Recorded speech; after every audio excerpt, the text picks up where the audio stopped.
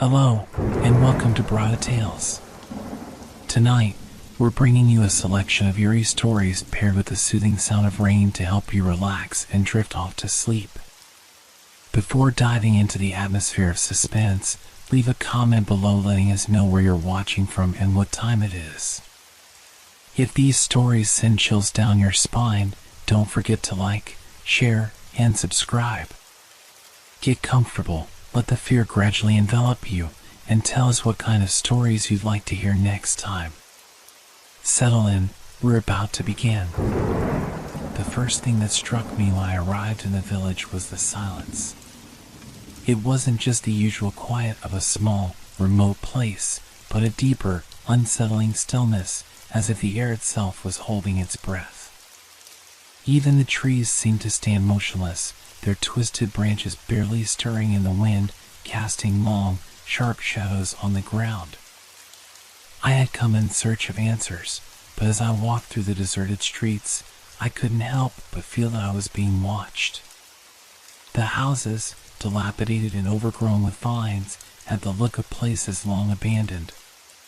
Yet, the flicker of a candle here and there through broken windows told a different story.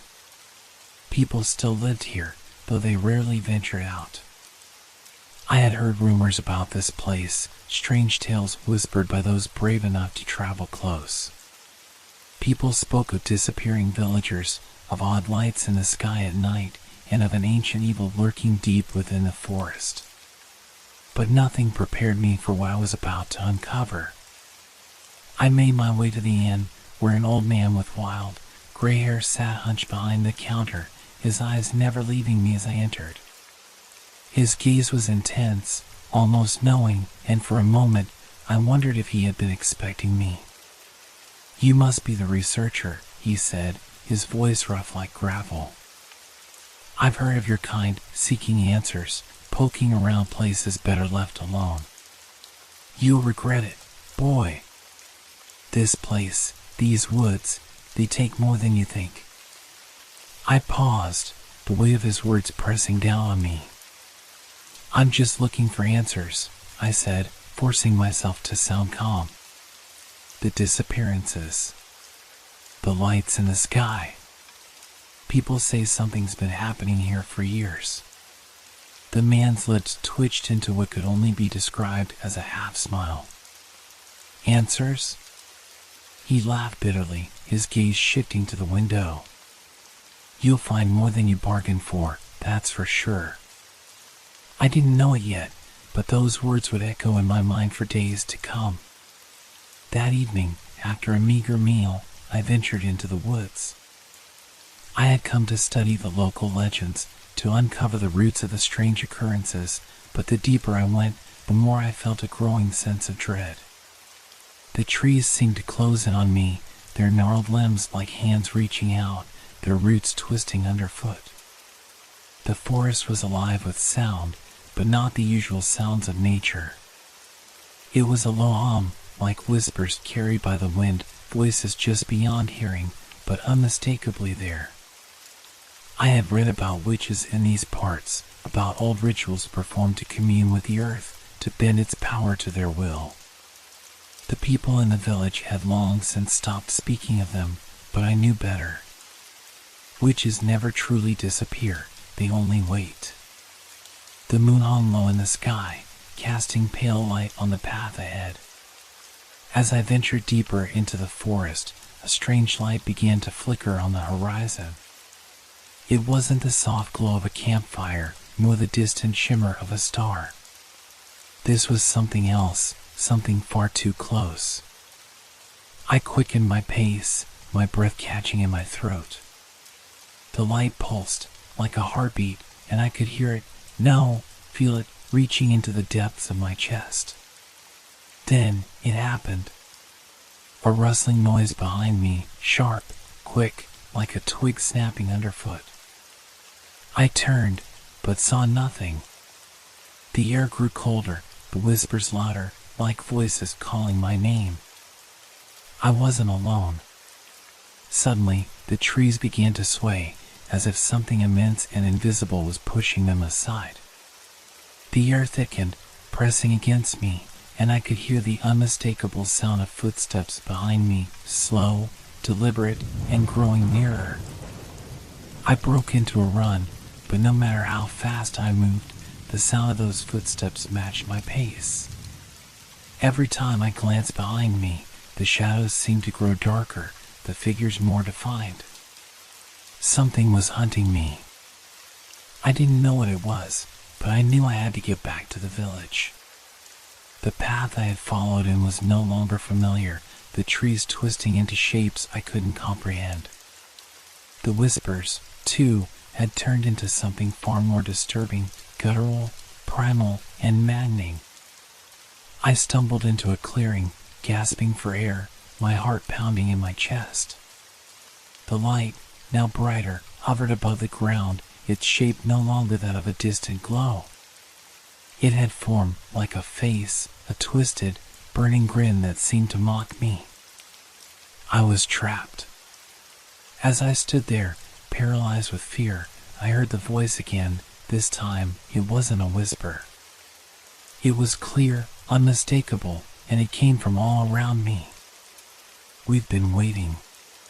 The ground beneath me trembled, and I realized with a sinking heart that I wasn't just in the forest anymore. I was in the grip of something ancient, something beyond comprehension. The witches had returned, and I had just stepped into their domain.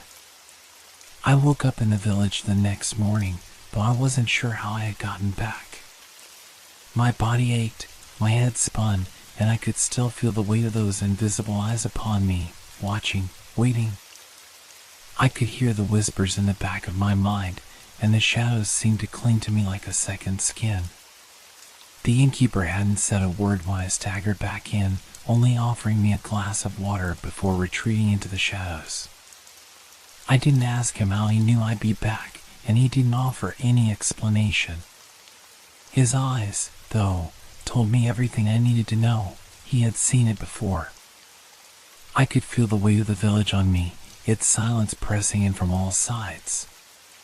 People watched me from their windows, their expressions unreadable. I tried to ignore it, but the air felt thick, charged with something I couldn't quite grasp. The next day, I ventured into the small, dilapidated library that the village kept, if it could even be called that. It was more of a forgotten room, tucked away behind the old church, its shelves lined with decaying books and manuscripts. I wasn't sure why I felt drawn to it, but something in my gut told me that I needed to go there. I spent hours searching through the piles of old books and crumbling papers, my hands shaking with every turn of the page. It was there, in a dusty corner of the room, that I found it, a thick, black-bound book that had been carefully hidden away. Its pages were brittle, yellowed with age, but the symbols that covered its surface were unmistakable. Witches' symbols. The kind I have read about in the old legends, the ones that spoke of forgotten rituals and dark pacts with forces beyond this world. I opened the book cautiously, my fingers trembling as I traced the ancient symbols on the first page. The text was written in a language I didn't recognize, but there were illustrations, two twisted figures, dark creatures, and scenes that filled me with an indescribable sense of dread. Some of the images seemed to move while I wasn't looking directly at them, as though they were alive. I couldn't stop myself from reading. As I translated what I could, I began to piece together a terrifying story. The witches of this land had once ruled over the forest, drawing their power from the earth itself. They were protectors of nature, guardians of the balance between the living and the dead. But their power had a price, and eventually the villagers had grown fearful. Fearing their magic, fearing the darkness they could summon, they had waged war on the witches, wiping out their coven, burning their sacred sites, and erasing their very existence from history. But the witches had not been destroyed. They had simply retreated into the forest, waiting for the day when the balance would tip again. And now, it seemed, that day had come. The book spoke of a ritual, one that could awaken the witches from their slumber, one that could bring them back in full force. And it seemed that someone, or something, was trying to perform it. A shiver ran down my spine as I read the final page. It was a warning, written in bold, red letters: do not seek them out. They will not show mercy. I closed the book, my heart pounding. I had to get out of here. The village, the forest, everything, it was all connected, and I had only scratched the surface. But as I turned to leave, a voice, low and cold, whispered in my ear, "You cannot escape." I froze, my breath catching in my throat. The voice was so real, so close, yet I was alone in the library. The door was locked from the inside, the windows sealed shut. There was no one else here. And then I saw it. A shadow, stretching across the floor. It wasn't the shadow of anything in the room. No, this was something else, something darker, something alive. It moved towards me, slow and deliberate, like a predator stalking its prey. I backed away, my heart racing, but my legs felt like lead. The shadow continued to advance, its shape shifting, twisting, growing larger. And then I heard the footsteps again, those same slow, deliberate steps that I had heard in the forest. I wasn't alone. The book slipped from my hands, its pages fluttering like the wings of a trapped bird. I tried to scream, but no sound came out. I ran for the door, but as my hand reached for the handle, I felt something cold and clammy wrap around my wrist, pulling me back. I turned, my eyes wide with terror, but there was nothing there. No one. But the voice came again, this time from all around me. "You shouldn't have come here." And then everything went black. When I regained consciousness, I was back in the village, lying on the cold wooden floor of the library. The book was gone, and the room felt eerily quiet, as if nothing had happened at all. But I knew better. The air was thick with something I couldn't name, something that clung to the walls, the floor, and even to my skin. I sat up, my body aching, my mind struggling to process what I had just experienced. Had it been a dream? The shadow? The voice? The feeling of something pulling me into the darkness? No. It was real. I knew it in my bones. I forced myself to my feet, my legs unsteady beneath me. I had to leave this place. But as I stepped toward the door, I heard it, the unmistakable sound of footsteps behind me. I spun around, heart racing. But the library was empty. "Get out." The voice echoed in my mind, cold and demanding. I couldn't tell if it was a warning or a threat, but I didn't need to know. I had seen enough, heard enough. There was something in this village, in the forest, something ancient and powerful that I was never meant to understand. But I couldn't leave. Not yet. I had come here for answers, and I wasn't going to walk away without them. I made my way back to the inn, hoping that the innkeeper might offer some insight, some explanation for what was happening. As I entered, he looked up from his place behind the counter, his eyes narrowing when he saw the look on my face. "Did you find what you were looking for?" he asked, his voice low and guarded. I hesitated, then nodded. "I found something. But it's worse than I thought. There's something in those woods. Something evil." The old man's expression didn't change, but I saw the brief flicker of fear in his eyes. He had known all along. "You need to leave," he said, his voice barely a whisper. "You don't understand. You don't know what you're dealing with." "I need to know," I replied, my voice shaking. "I can't just walk away." He sighed heavily, and for the first time, I saw deep sadness in his gaze. You're already in too deep. Once you've seen them, once you've heard them, there's no going back. What do you mean? He glanced over his shoulder as if checking to see if anyone was listening. Then, in a voice barely above a whisper, he spoke again. The witches. They never left. They've been here all along, hiding in the shadows, waiting. You've awoken them. And now, they'll come for you. I stared at him, disbelief turning to horror as the weight of his words sank in. But how? How can I stop them? The innkeeper shook his head. There's no stopping them. They're part of this land, part of the earth itself.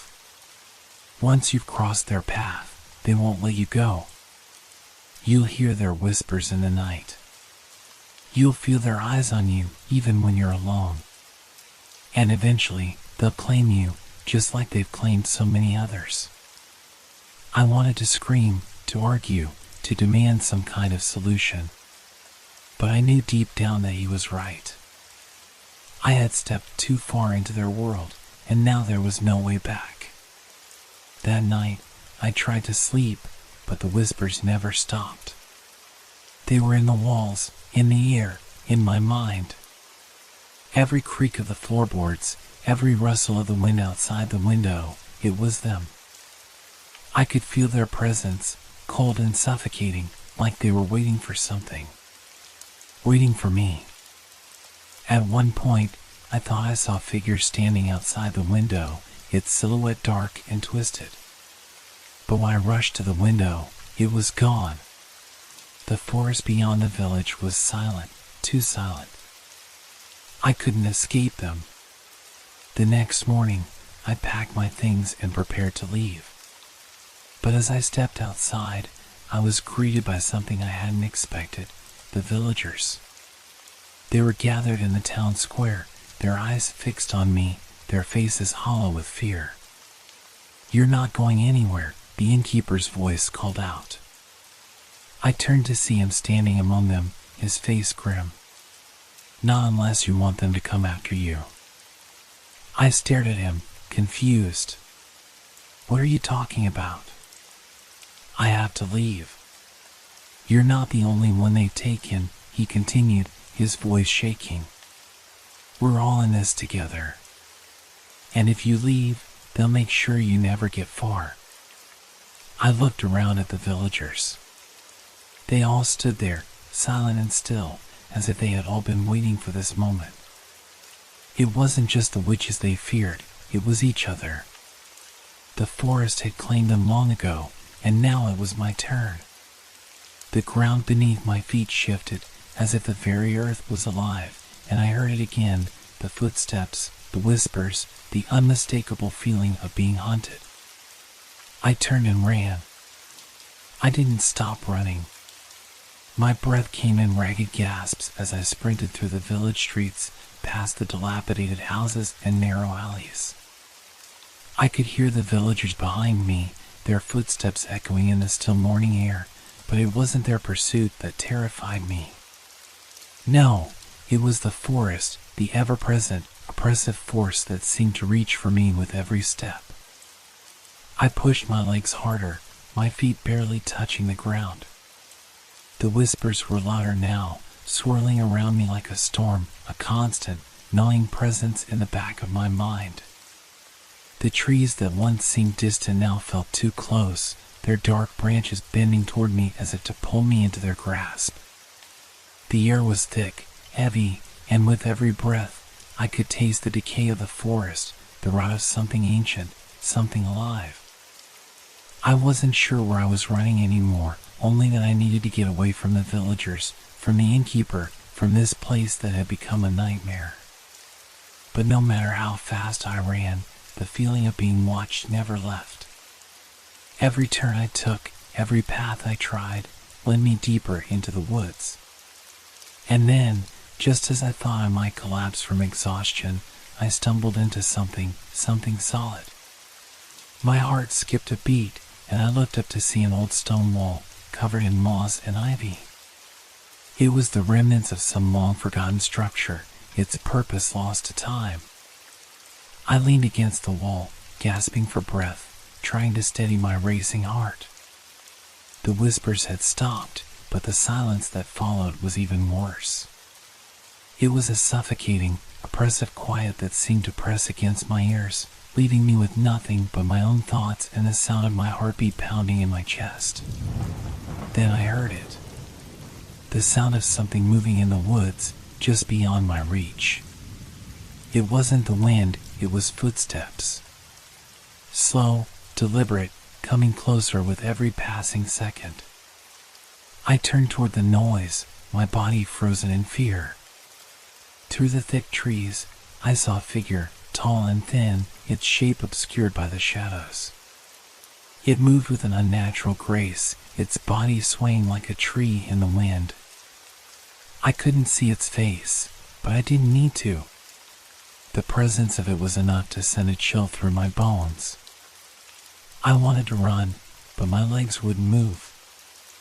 I wanted to scream, but the words caught in my throat. It was the witch, the one who had been waiting. The figure stepped closer, its dark eyes glowing faintly, like embers in the dark.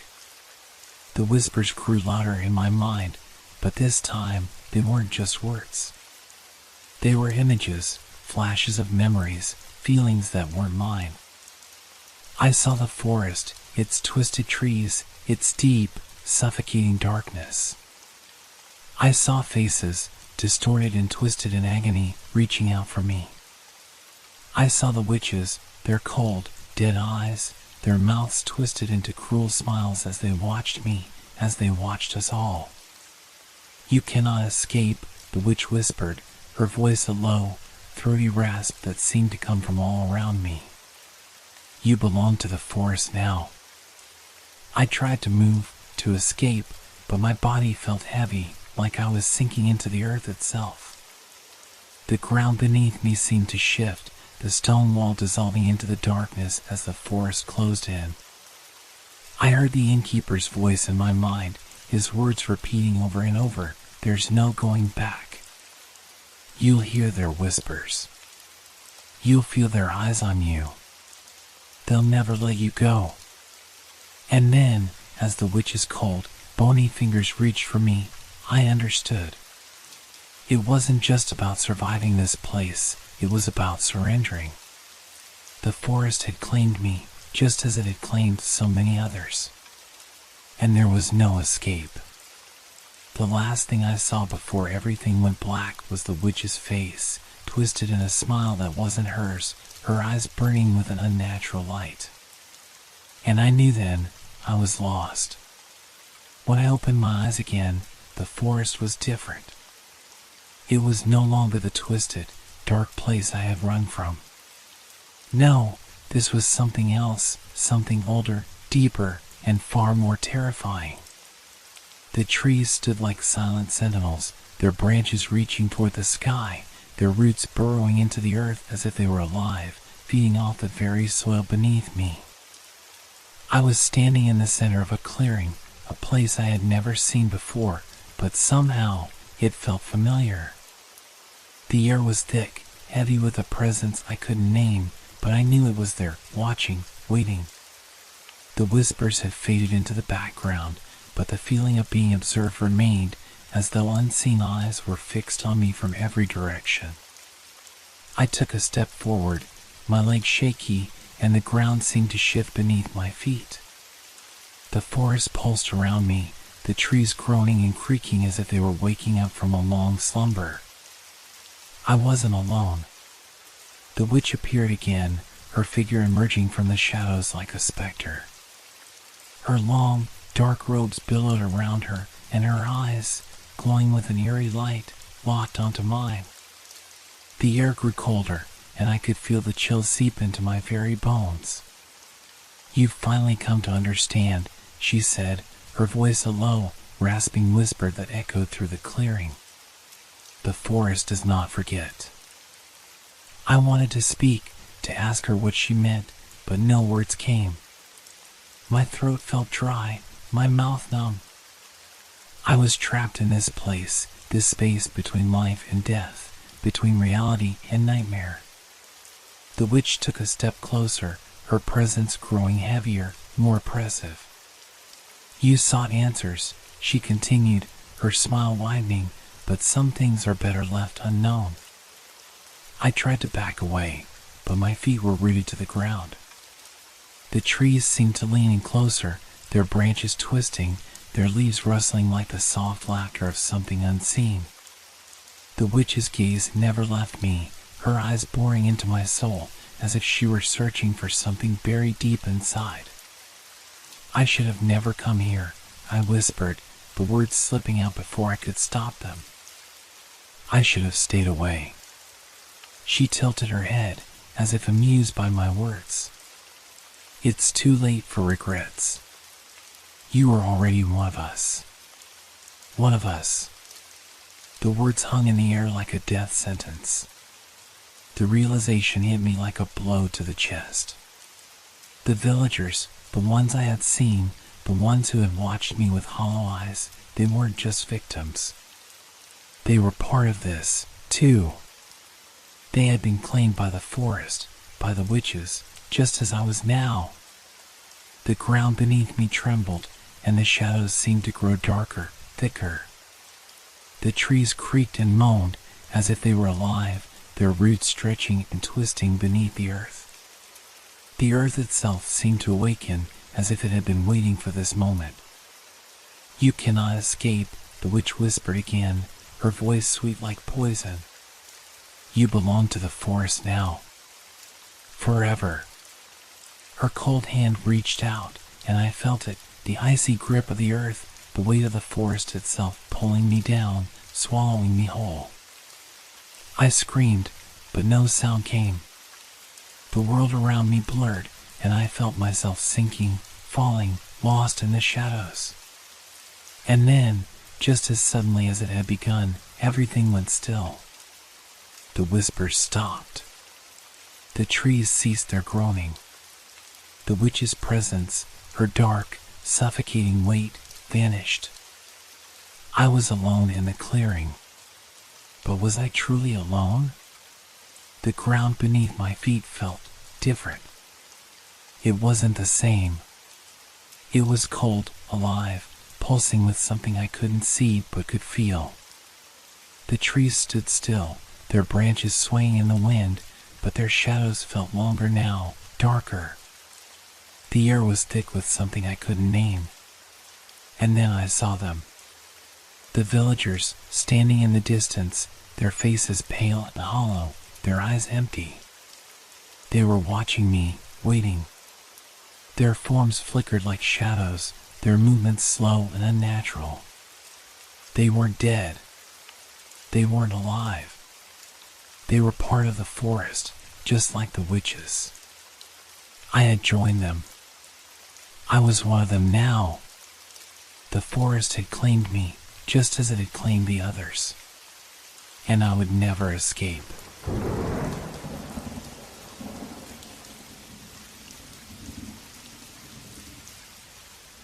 I never thought that a cheap rent could come with a price. The apartment was too good to be true, spacious, cozy, and barely more than a third of what I'd expected to pay in this area. The moment I stepped inside, it felt right, like a place I could make my own. But there was something off about it from the start, something I couldn't quite put my finger on. I had done my research, of course. I checked online for reviews, any sign of a history, nothing. The landlord was just a name, no background, no mention in the real estate world. The phone number was untraceable, like it had been deliberately kept anonymous. I had shrugged it off, thinking maybe I was just being paranoid. The price was tempting. The place was perfect. So, I signed the contract and moved in. That first night, I slept soundly, the kind of sleep that leaves you feeling refreshed. But as the days went by, small things began to catch my attention.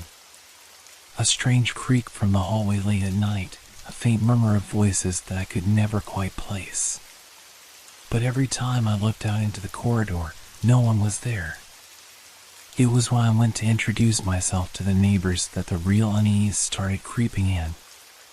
They all seemed indifferent. I knocked on every door on my floor, but each time the interactions felt off. They weren't rude, just strangely distant. No one really answered my questions about the previous tenants. They just smiled and nodded or changed the subject. One neighbor even said, "I don't think anyone has lived here for years," and laughed, but there was something in their eyes, something unsettling. The landlord never answered my calls, and when I went to his office, the building was locked. A note on the door said, "Closed for the day." But when I returned a few days later, the note was still there. That's when I started wondering if there was more to this apartment than I was seeing. Maybe it wasn't just the landlord who had disappeared. Maybe the building itself had a way of erasing its past, like a shadow that never quite reaches the light. At night, the apartment began to feel heavier, as if the walls were closing in on me. The creaks in the floorboards grew louder, more deliberate, as though someone, or something, was moving through the rooms just out of sight. It was always in the corner of my vision, never enough to make sense of, but enough to unsettle me. I wasn't sure what to make of it, but I knew one thing: the apartment didn't feel like it had any history, and that was starting to scare me. The first time I woke up to hear footsteps, I convinced myself it was a figment of my imagination. The apartment, after all, was old. Old houses creaked and groaned, didn't they? That's what I told myself. But then it happened again and again. Soft, rhythmic footsteps, pacing back and forth down the hallway outside my door. I lay still in bed, listening, straining my ears. It was impossible to ignore. Whoever it was, they were close, too close. I rose cautiously, the floorboards beneath my feet making their usual squeaks. The moment I opened my door, the hall was empty. No one was there. No sounds. Just the dim light from the flickering hallway bulb casting long shadows on the walls. I thought I could hear the faint hum of a refrigerator from one of the apartments, the distant sound of traffic from the street outside, but the footsteps? Gone. I tried to shake it off, but it wasn't easy. That night, as I tried to sleep, the sound of shuffling seemed to grow louder. The thud of footsteps on the worn wood floors echoed in the distance, unmistakable, growing closer.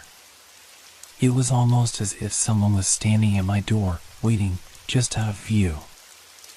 I turned over, staring at the ceiling, heart pounding. Then I heard something different, whispers.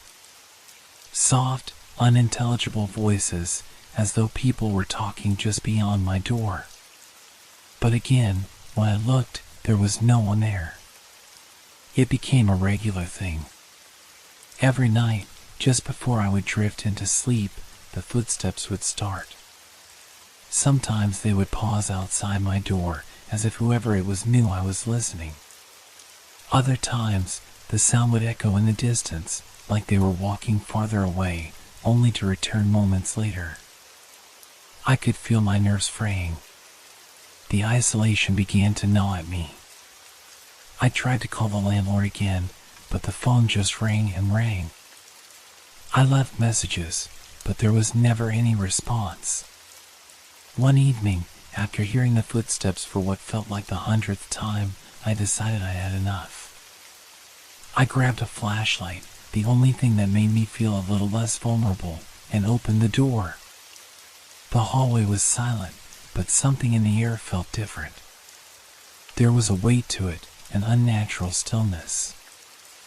I stepped out, my shoes making faint tapping sounds on the floor. I crept down the corridor, my flashlight casting strange, wavering shadows on the walls. As I neared the end of the hall, I froze. The apartment at the very end of the corridor, the one no one ever talked about, had its door slightly ajar. I could see a sliver of darkness, just enough to make my pulse race. I knew something was wrong. My feet moved on their own, drawn to the door like a magnet. I reached the door and pushed it open. The apartment was empty. But the air inside felt wrong, colder than the rest of the building. The walls were covered in dust, as if it hadn't been lived in for years. Yet, there were signs, small, subtle signs, that someone had been here recently. A faint smell of soap, a half-empty mug on the windowsill, a single shoe left by the door. I stepped in, the floor creaking beneath my weight. A cold draft swept through the room, and I shivered. As I moved further inside, I noticed something strange. The furniture was old, but it wasn't just old, it was out of place. There were no photographs, no personal items. It was as though the apartment had been deliberately cleared of any trace of its previous occupants. But the strangest part was the walls. They were covered in strange, faded marks, scratches, as though something had been clawing at them. I backed out of the room, heart racing. I had to leave. I turned quickly, only to stop dead in my tracks. The door at the other end of the hall, my door, was open. I hadn't opened it. I hadn't moved. The silence in the hall was deafening. And in that silence, I could swear I heard a faint whisper.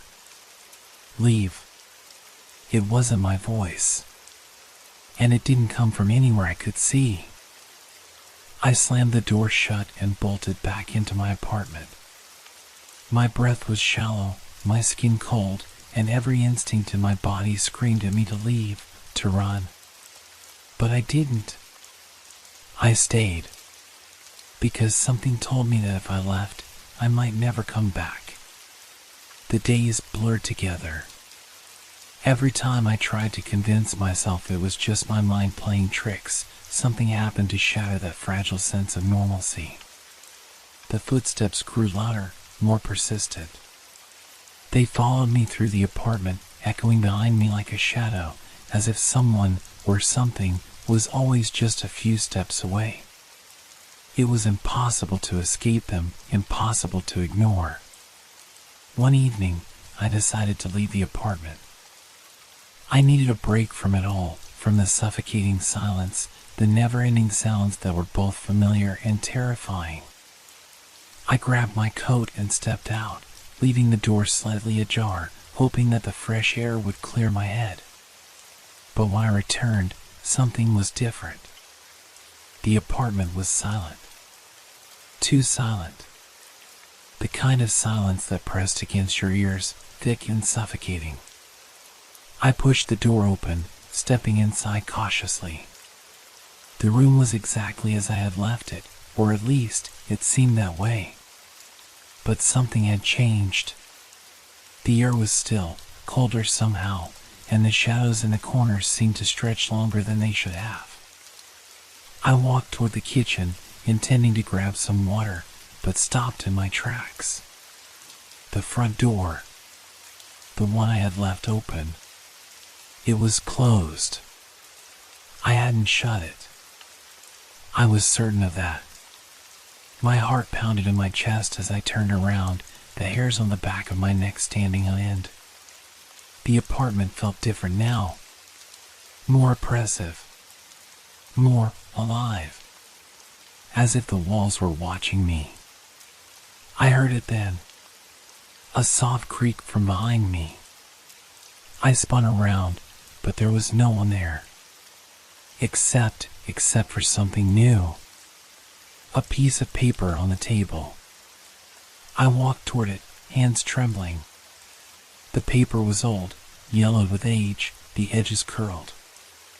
I picked it up carefully, my eyes scanning the words written in faded ink. Do not look back. You will not like what you see. My heart skipped a beat. The note was so out of place, so unnerving, I felt the floor beneath me tilt. I turned, my eyes scanning the room in a panic. There was no one. I was alone. But it didn't feel like I was alone. Not anymore. I didn't sleep that night. I sat on the couch, watching the door, listening to the ever-present footsteps that seemed to come from the walls themselves. They weren't just outside my door anymore. They were inside.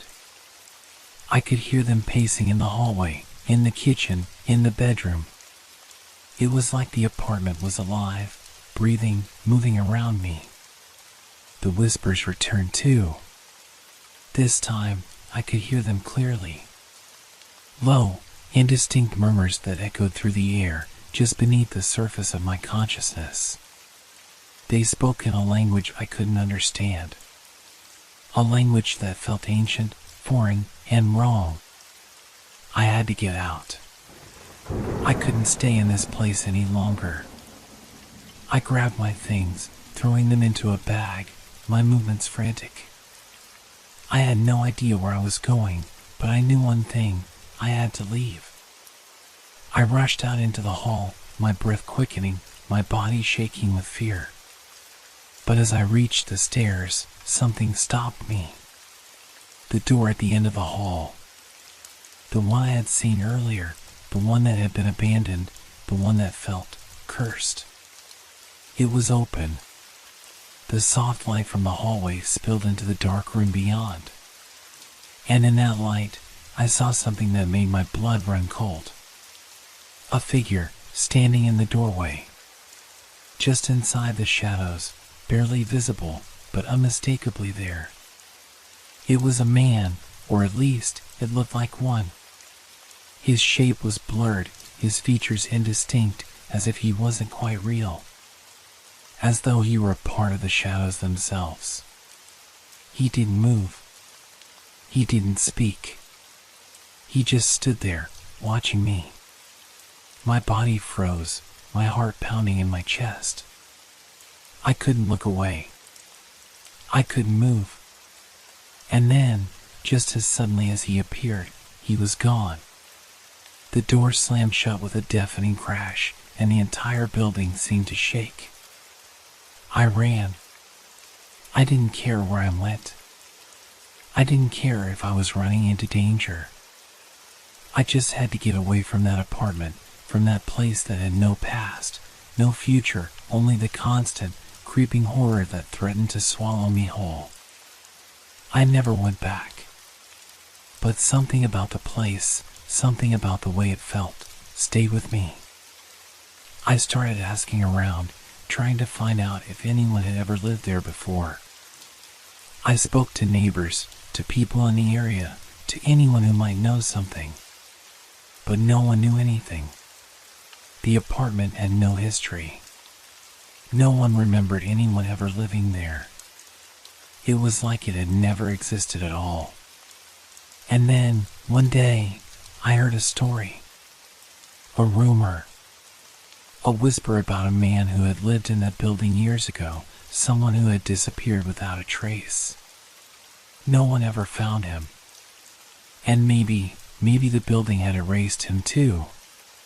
But as I stood there, wondering if I had just been a part of its story, I realized something else. The whispers weren't done with me. I could still hear them. And they were getting closer. I couldn't shake the feeling that the apartment was still watching me. Even though I'd left, the echoes of that place followed me wherever I went. They whispered in the back of my mind, calling me back, pulling me toward that empty, nameless apartment. It had been weeks since I fled. I moved into a small studio on the other side of the city, hoping the distance would erase the memories. But it didn't. At night, I would lay awake in my new place, hearing the faintest of footsteps, the same rhythmic pace, like someone was walking just outside my door. Sometimes it would be a tap on the wall or a low hum that seemed to come from nowhere. I'd jump up, heart racing, only to find nothing. Just silence. I thought it was my mind playing tricks on me. Maybe the trauma of what I'd experienced in that building was taking its toll. But it didn't stop. It only got worse. One evening, as I was walking home from work, I passed by the old apartment building.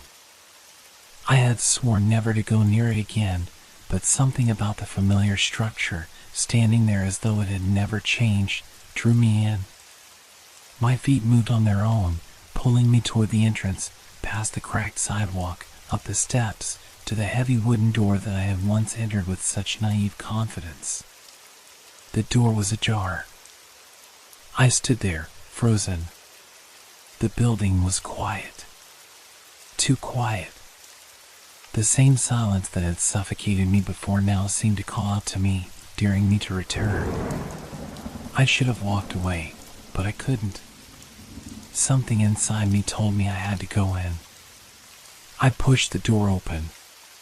The hallway was just as I remembered it, dimly lit, the same peeling wallpaper and faded paintings. It felt like nothing had changed. But I knew better now. I knew the truth. The apartment wasn't just a place, it was something else. It was a force. A thing that erased itself, a thing that erased its past, its present, and its future. I moved cautiously down the hall, my every step echoing in the stillness. As I reached the door to my old apartment, the one I'd left behind, I heard it. The footsteps. They were behind me. I didn't look back. I couldn't. I reached for the door handle and slowly turned it. The door creaked open, just as it had that first night. The smell of dust and stale air hit me. But there was something new, something more insistent in the air, a tension that made my skin crawl. I stepped inside, feeling a chill wash over me. It was darker than I remembered. The shadows in the corners seemed deeper, the silence thicker. I walked further into the room, my eyes scanning the space, looking for anything that might explain the horrors I had experienced. But the apartment was still empty. Still the same.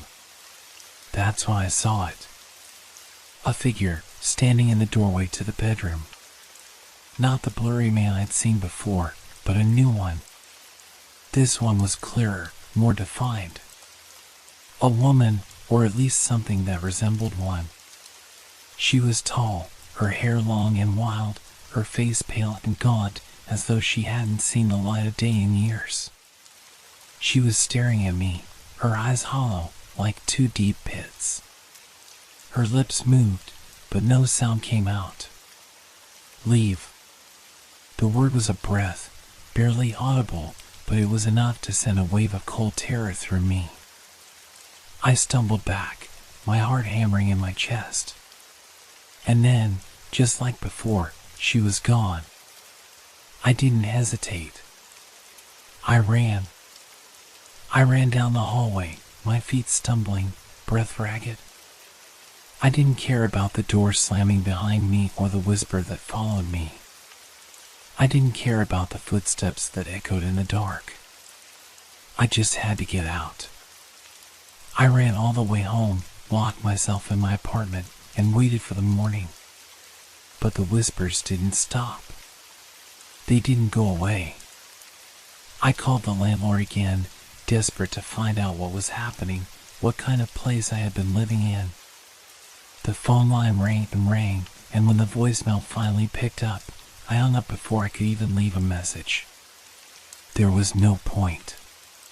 The landlord didn't exist. None of them did.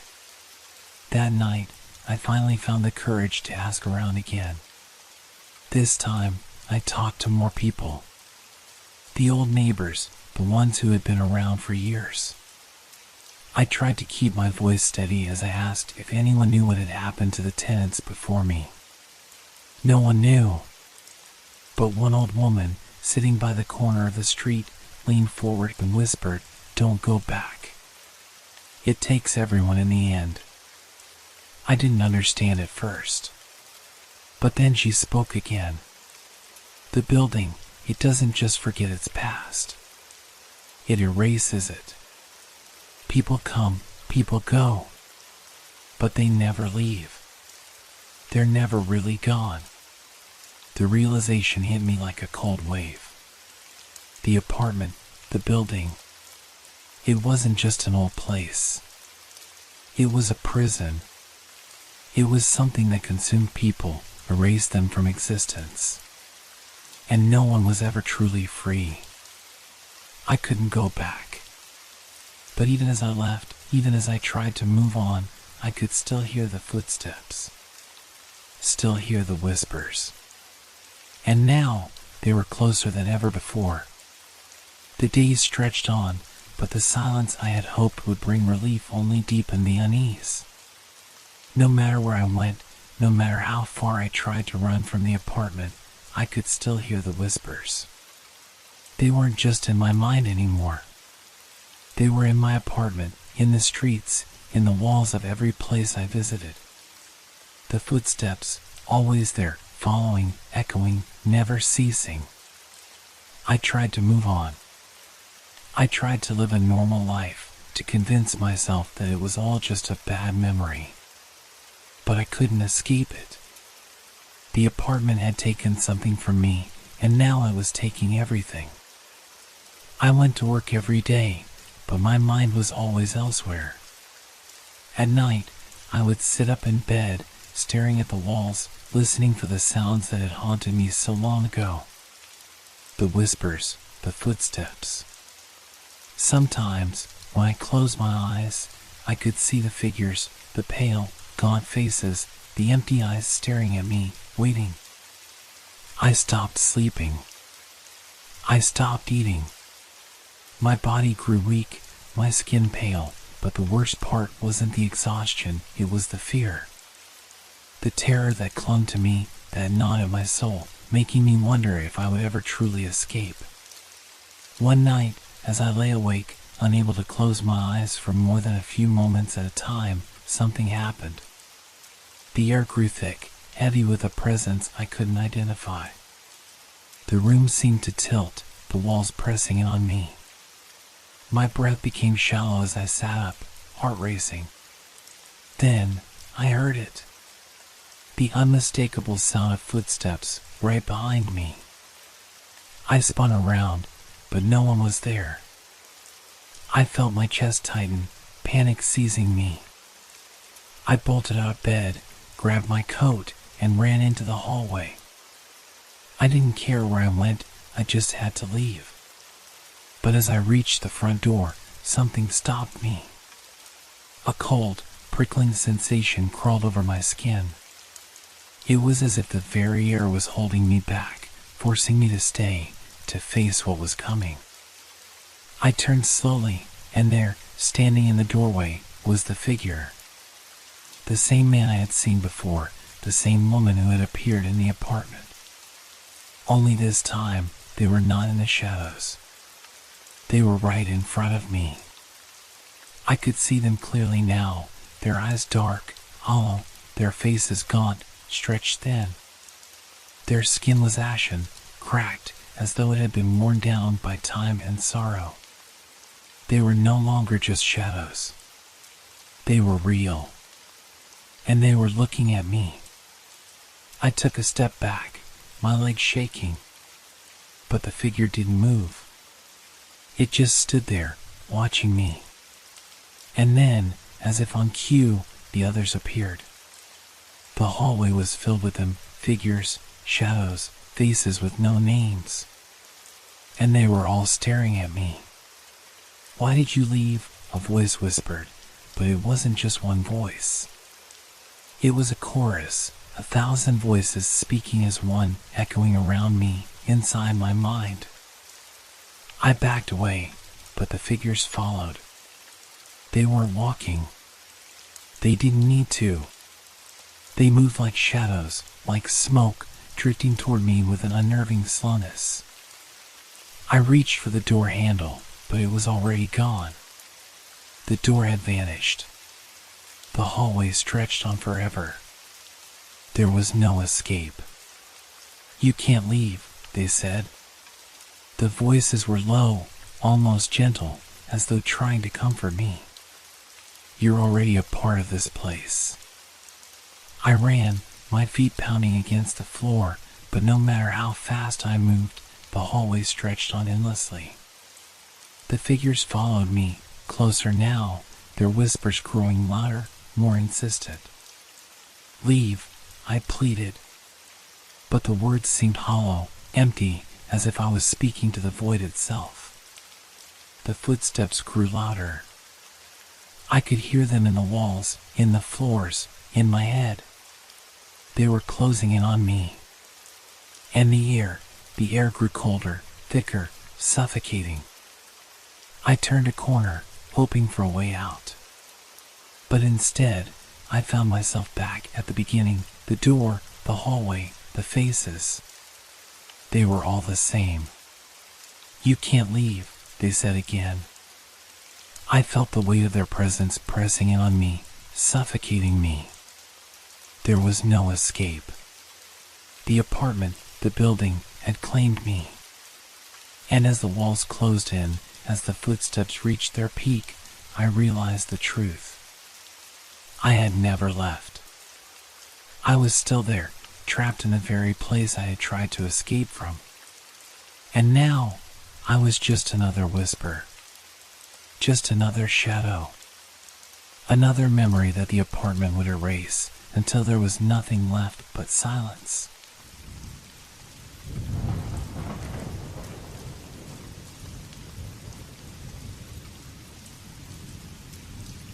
How could a child know what's coming?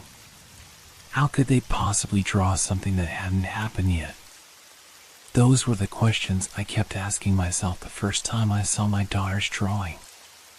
But the more I looked at it, the more I felt a chill run down my spine. Because it wasn't just a simple picture. It was a prediction. A vision of something terrible, and it was all too real. It started with a quiet evening. I was sitting on the couch, flipping through a book, while Emily, my 6-year-old daughter, sat at the table with her crayons scattered around her. She was focused, as always, her small brow furrowed in concentration. She loved drawing, creating colorful worlds full of animals, nature, and friends. But that evening, as the room began to darken with the approaching night, I noticed something strange about her artwork. I wasn't paying too much attention until she suddenly called out to me, her voice soft, almost hesitant.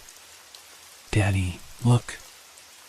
I glanced over, expecting to see another one of her usual drawings, a bright and cheerful scene of cartoon animals or a landscape with smiling trees. But instead, my eyes fixed on the paper. The image was dark. A black car skidding off the road into a tree. The windows were cracked, the car tilted at a sharp angle, and in the front seat, a figure was slumped forward, head against the steering wheel. The image was filled with such vivid detail that I couldn't tear my gaze away. The sketch, done in crayon, was not just a rough outline, it was precise. I could almost hear the sound of the crash in my head as I stared at it. "Where did you see this, Emily?" I asked, trying to keep my voice calm. Her small hands twisted nervously in her lap. She didn't look up at me. Instead, her gaze lingered on the drawing, a strange expression in her eyes, like she was lost in the scene. "I don't know," she said, almost too quietly. "I just drew it." But the hairs on the back of my neck stood up. There was something in her voice, something unsettling in the way she spoke. It was as if she wasn't just drawing what she had imagined. She was recalling something that hadn't happened yet. I shook my head, trying to push away the growing sense of dread. It had to be a coincidence, right?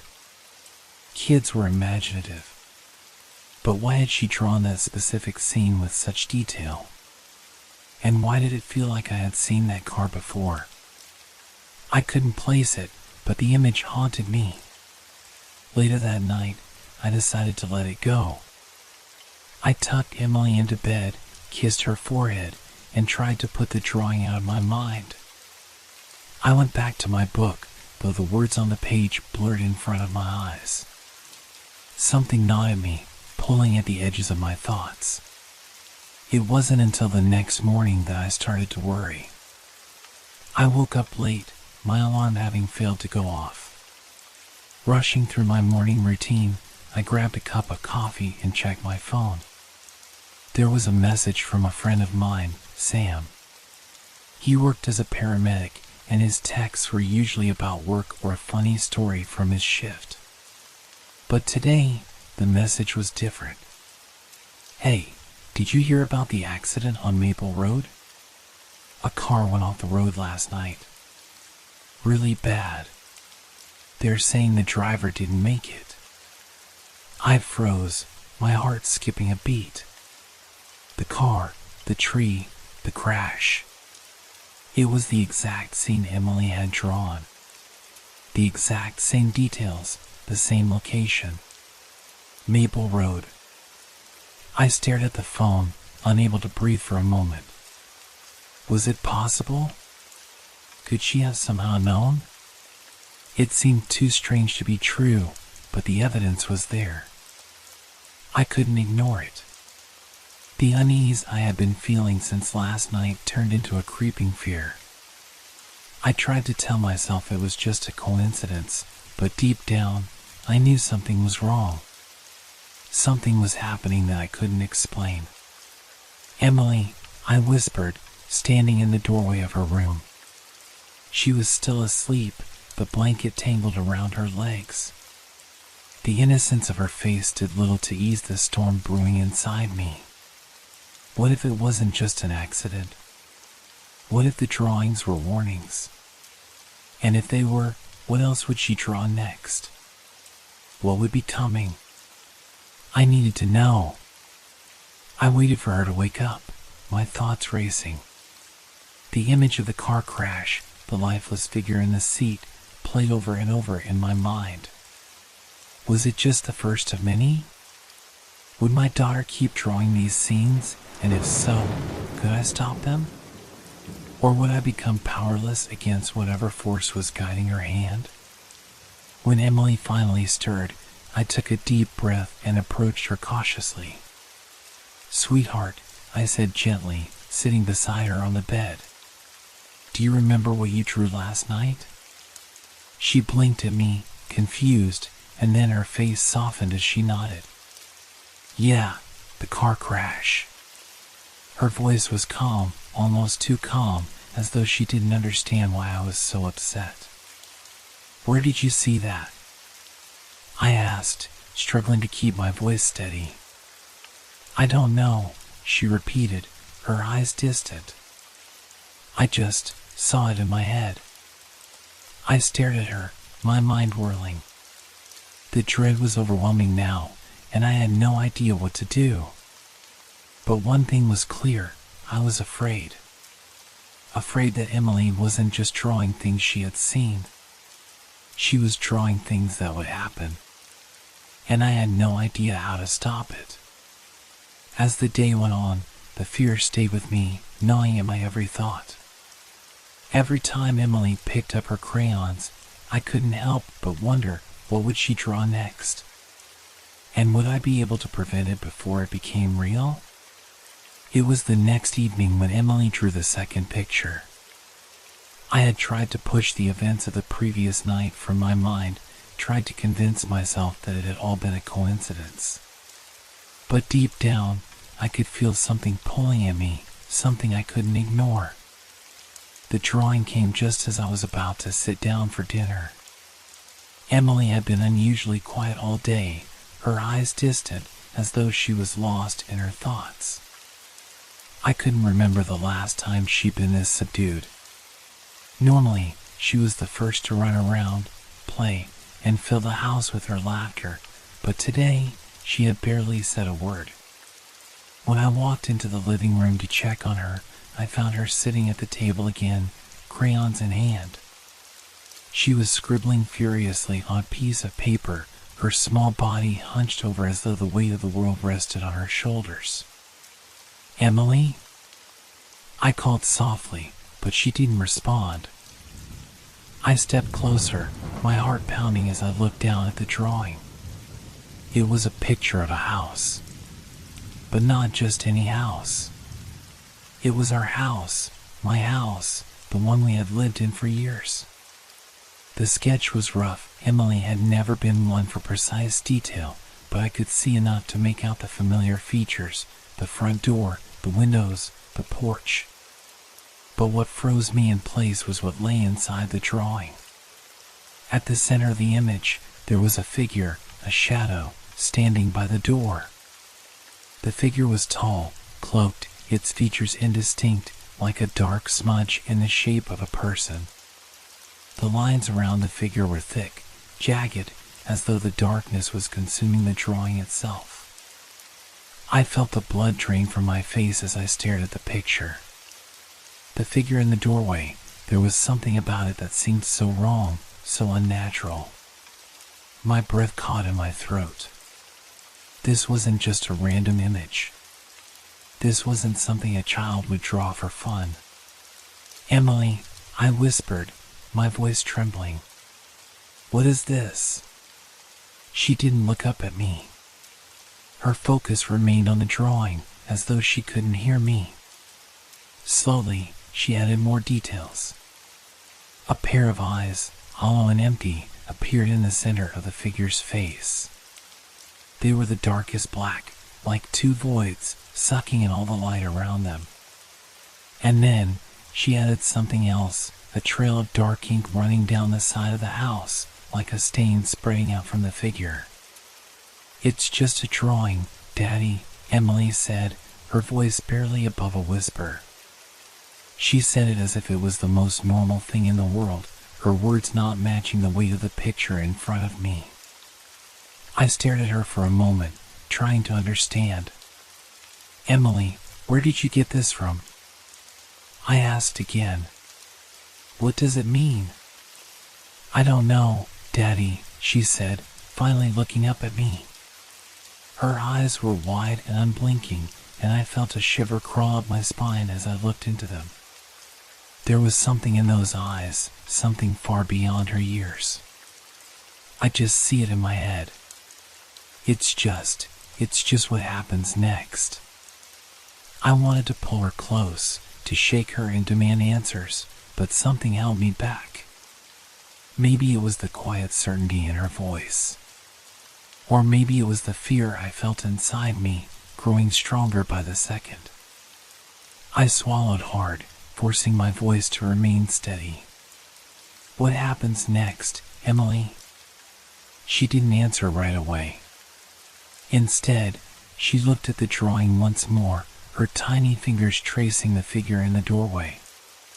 And then, almost as if she were speaking to herself, she whispered, "The house, it burns down. Everyone inside, they won't make it." My heart stopped. Burned down? My house? I shook my head, unable to comprehend the words she had just spoken. "Emily, that's not going to happen. No one is going to burn this house down." She just stared at me, her expression distant, as if she weren't really seeing me at all. "It's already happened, Daddy." I saw it. The room seemed to close in around me, and I could feel the walls pressing against me, the suffocating air thickening with every passing second. I grabbed the drawing, my hand shaking as I examined it once more. The figure, the eyes, the dark ink running down the side of the house, it all felt too real. I looked at Emily, searching her face for some sign that this was just a child's imagination running wild. But there was nothing there. She wasn't playing, she wasn't making up a story. She was telling me something. Something that, in that moment, I knew I couldn't ignore. The picture was too specific, too detailed. How could she know? How could she draw the exact house, the exact figure, the exact ink stain. It didn't make sense. But as much as I wanted to dismiss it, the unease in my stomach refused to go away. I tried to push the thoughts from my mind. It had to be a coincidence, right? A child's fantasy. But deep down, I couldn't shake the fear. What if she was seeing something more than just a drawing? What if she was seeing the future? I spent the next few days in a fog of anxiety, unable to focus on anything other than Emily's drawings. I tried to tell myself that it was nothing more than a vivid imagination. After all, children often had strange dreams and wild stories. But something in me knew that this was different. That night, I couldn't sleep. I kept tossing and turning, my mind consumed with the thought of Emily's drawing. The shadow in the doorway. The burning house. I kept hearing her voice in my head, whispering over and over, "It's already happened." Finally, I couldn't take it anymore. I grabbed my phone and dialed Sam's number, needing someone to talk to, someone to tell me I was overreacting. But when Sam picked up, there was no relief in his voice. No comfort. "Hey, you okay?" he asked, sounding off. I don't know," I said, my voice shaking. "Sam, I need your help. Something's wrong. I think something terrible is going to happen." "Calm down, man," Sam replied, his tone gentle but firm. "What's going on?" I took a deep breath and recounted the story about Emily's drawing, about the crash, about the house. I could hear the silence on the other end of the line as Sam processed my words. Then, finally, he spoke. "You need to be careful," he said quietly. "I don't know what's happening, but I've seen things like this before. You need to stop her from drawing. Whatever this is, it's not just a coincidence." I felt a cold shiver run down my spine. I had already known, deep inside, that I was running out of time. The next few days were a blur. I found it hard to think about anything else besides Emily's drawings and the horrible predictions they seemed to contain.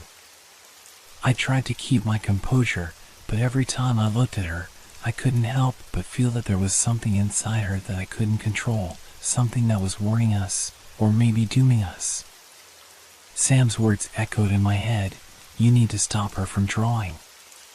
Whatever this is, it's not just a coincidence." But how could I stop her? How could I take something so simple, something that she loved, away from her without causing a rift? It didn't matter, though. The next drawing came without warning.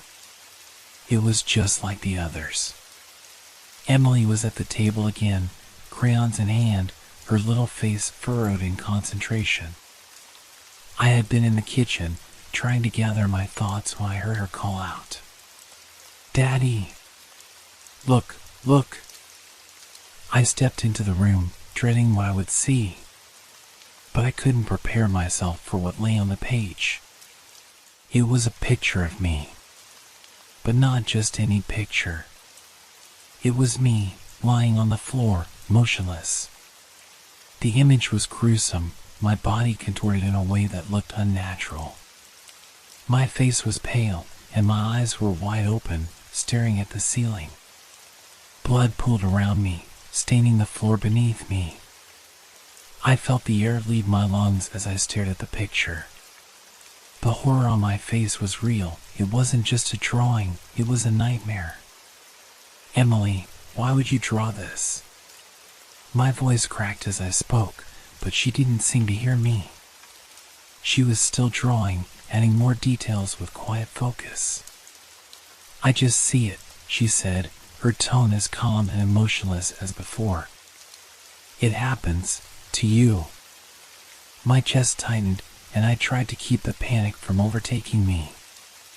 "Emily, listen to me. You have to stop.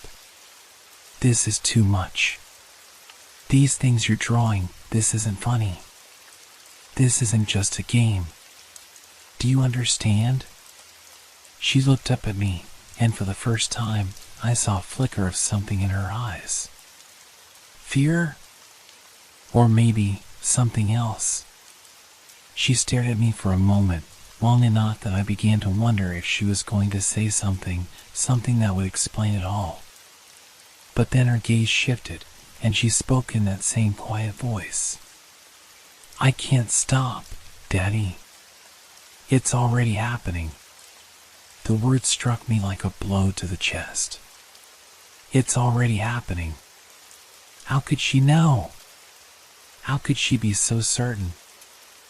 I forced myself to swallow the fear clawing at my throat. What do you mean? What's happening? She didn't answer. Instead, she placed the crayon down gently and pushed the paper toward me, her small hands trembling just slightly. There was no doubt in my mind that she knew something beyond her years, beyond the understanding of any child. I couldn't take my eyes off the drawing. As I stared at it, the room seemed to close in around me. The air felt heavier, and the shadows in the corners of the room seemed to stretch and twist. My mind raced, but I couldn't make sense of it. How could this be happening? How could my daughter be drawing things that hadn't happened yet, things that were supposed to be impossible? Daddy? Emily's voice cut through my thoughts, soft and quiet. It's going to happen soon. I can feel it. Her words chilled me to the bone. She was too calm, too certain. I wasn't sure if she understood the full weight of what she was saying, but I felt every ounce of fear she wasn't showing. I stepped back from the table, trying to make sense of everything. My heart was racing, my thoughts scattered. I needed to do something, but I didn't know what. I couldn't let this happen. I couldn't let my daughter's drawings come true. But as I stood there, a thought crossed my mind. What if this wasn't just a series of drawings? What if this was something else? Something beyond our control? Emily, I said slowly, trying to steady my breath. What happens next? She didn't answer right away. Her eyes flicked down to the drawing of me, then back up to my face. She didn't look scared. She didn't seem upset. She looked resigned, like she knew something I didn't. I don't know exactly, she whispered. But I think you're going to be hurt. Really bad. My mind raced, and my body felt frozen in place. Hurt? I couldn't even wrap my head around it. How could she be so sure? Was it just a child's imagination? Or was she somehow tapping into something darker, something that neither of us could understand? I grabbed the drawing, folding it carefully and tucking it into my pocket. My hand trembled as I did. The image of me, motionless, bloodied, and lifeless, was etched into my mind. The thought of it happening, of it becoming reality, consumed me. Emily, I said, trying to sound calm, why do you think this will happen to me? I don't know, she said quietly. It just happens, Daddy. I left the room quickly, the picture still burning in my pocket, my thoughts spinning in every direction. I needed to think. I needed to figure out what was going on before it was too late. I went straight to Sam's, my heart pounding as I drove. The night air felt oppressive, heavy with an unspoken dread. My hands gripped the steering wheel, knuckles white, as I tried to make sense of the madness unfolding around me. When I arrived, Sam was waiting for me.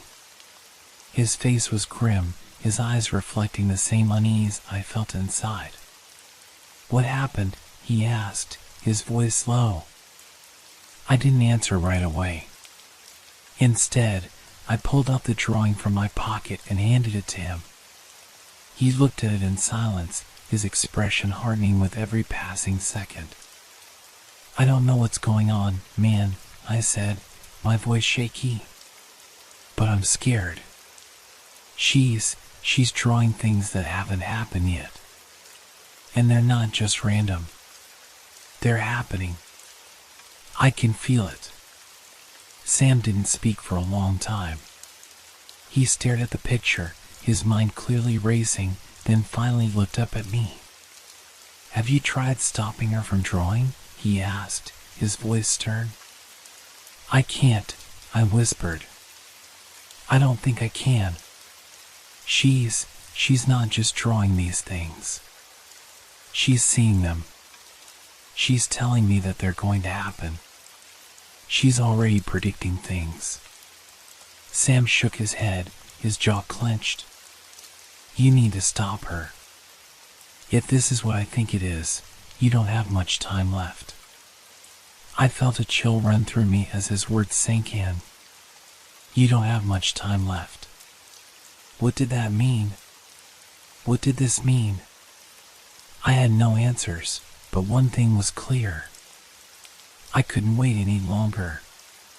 The drawings, the predictions, the warnings, they were real. And the time to stop them was running out. There was only one thing I could do, find a way to stop whatever was coming, before it was too late. The next few days were a blur of dread, uncertainty, and mounting fear. The atmosphere in our house had shifted. It no longer felt like a home, but like a place on the edge of something terrible. Emily's drawings had escalated in their severity.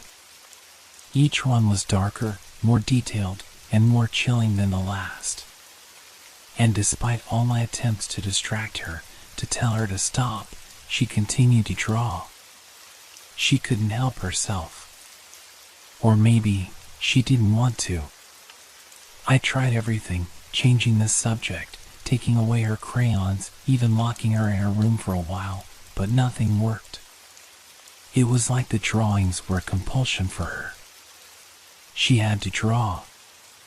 And when she did, the images were more precise, more vivid, more like predictions than anything a child should be capable of creating.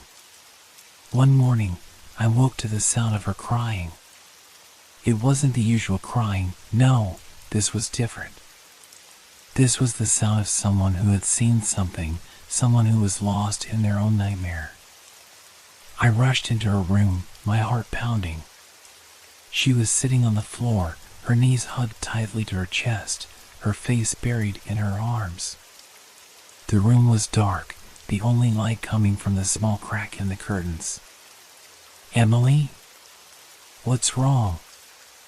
I asked, my voice shaking. She looked up at me, her eyes wide with terror. There was something about the way she looked at me that sent a shock of fear straight into my spine. It was like she was seeing something I couldn't. "I saw it, Daddy. I saw what's going to happen to you." Her voice was small, barely a whisper. I knelt beside her, trying to comfort her, but my hands trembled too much to touch her. "What did you see, Emily? Please, you have to tell me." She shook her head, her hands clenching at her shirt. "I don't want to say it. I don't want you to know. But I have to. I have to draw it." I felt my breath catch in my throat as she spoke. Draw it. It felt like an omen, like whatever she was drawing was meant to seal something, something beyond my control. I tried to stop her, I really did.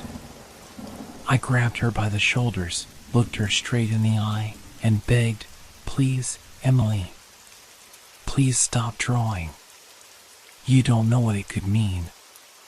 You don't know what's happening." But she didn't listen. Instead, she pulled away from me and rushed to her little desk, grabbing a piece of paper and a crayon. I watched in helpless horror as she began to draw again, her small hands moving quickly, almost feverishly. I couldn't bear to look, but I had to. something inside me made me watch. I had to know what was coming. And when she finished, she turned the paper toward me. My stomach twisted violently. The drawing was of our house again.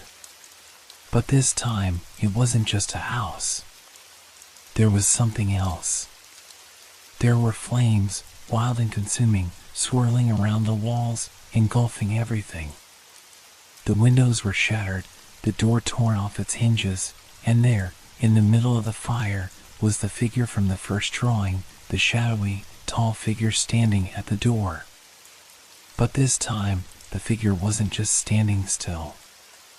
It was walking toward the house, its arms outstretched. As it moved, the flames grew higher, more destructive, and the whole house seemed to be collapsing inward on itself. And right below the figure, Emily had written 2 words in dark, jagged letters. "It's you." I stumbled backward, my chest tightening, my heart threatening to beat out of my chest. I had seen the figure before, the one with the hollow eyes, the one that had haunted Emily's drawings from the beginning. But now, it was clear, it was coming for me. I had no doubt about it. I looked down at Emily. She was staring at me, her face pale, her eyes wide with a fear that mirrored mine. "I didn't want to draw it," she whispered. "But I have to. It's coming. It's coming for you." I could feel the world spinning, my mind racing, trying to find an explanation, a reason, anything to make this make sense. But there was no reason. There was no explanation. It was happening, and I was helpless to stop it. I turned and rushed out of the room, the drawing still burning in my hands, and I didn't stop until I was outside, breathing in the cold air as if it could somehow clear my head. I called Sam. I had to. I needed someone to tell me what to do. I needed someone to tell me that I wasn't going insane, that this wasn't real. "Sam, it's happening," I said, my voice frantic, barely able to get the words out. "Emily, she's drawing it. It's all coming true. There's a shadow, Sam, there's something coming for me. Something from her drawings. I don't know what to do." I could hear him exhale on the other end of the line, and then he spoke, his voice low and serious. "Listen to me. You need to get out of that house. Now." "What?" I gasped, my mind struggling to process his words. "What do you mean? I can't just leave. This is my home." "You don't understand," Sam said, his voice harsh. "This isn't just a kid's drawing. You have to take her and get out. That house, that place, it's drawing you in. And whatever is happening, it's not just a coincidence. You need to leave, or you're both going to be caught in it."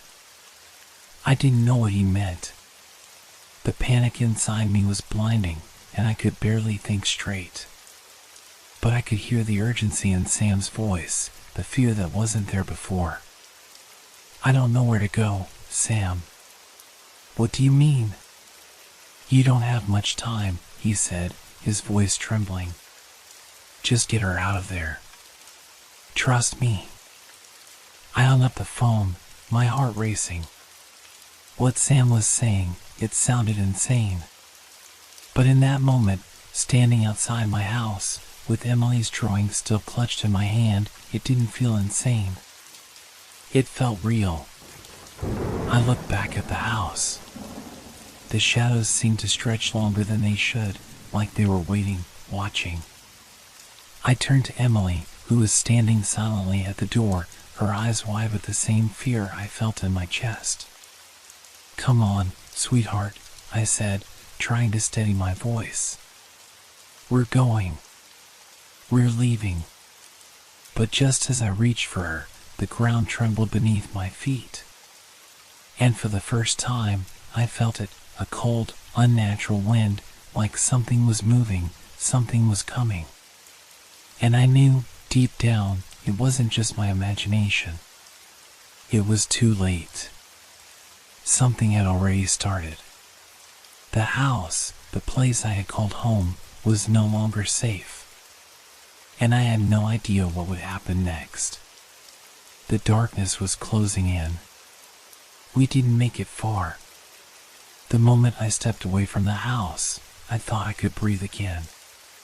The air outside felt sharper, colder, as if the world was holding its breath.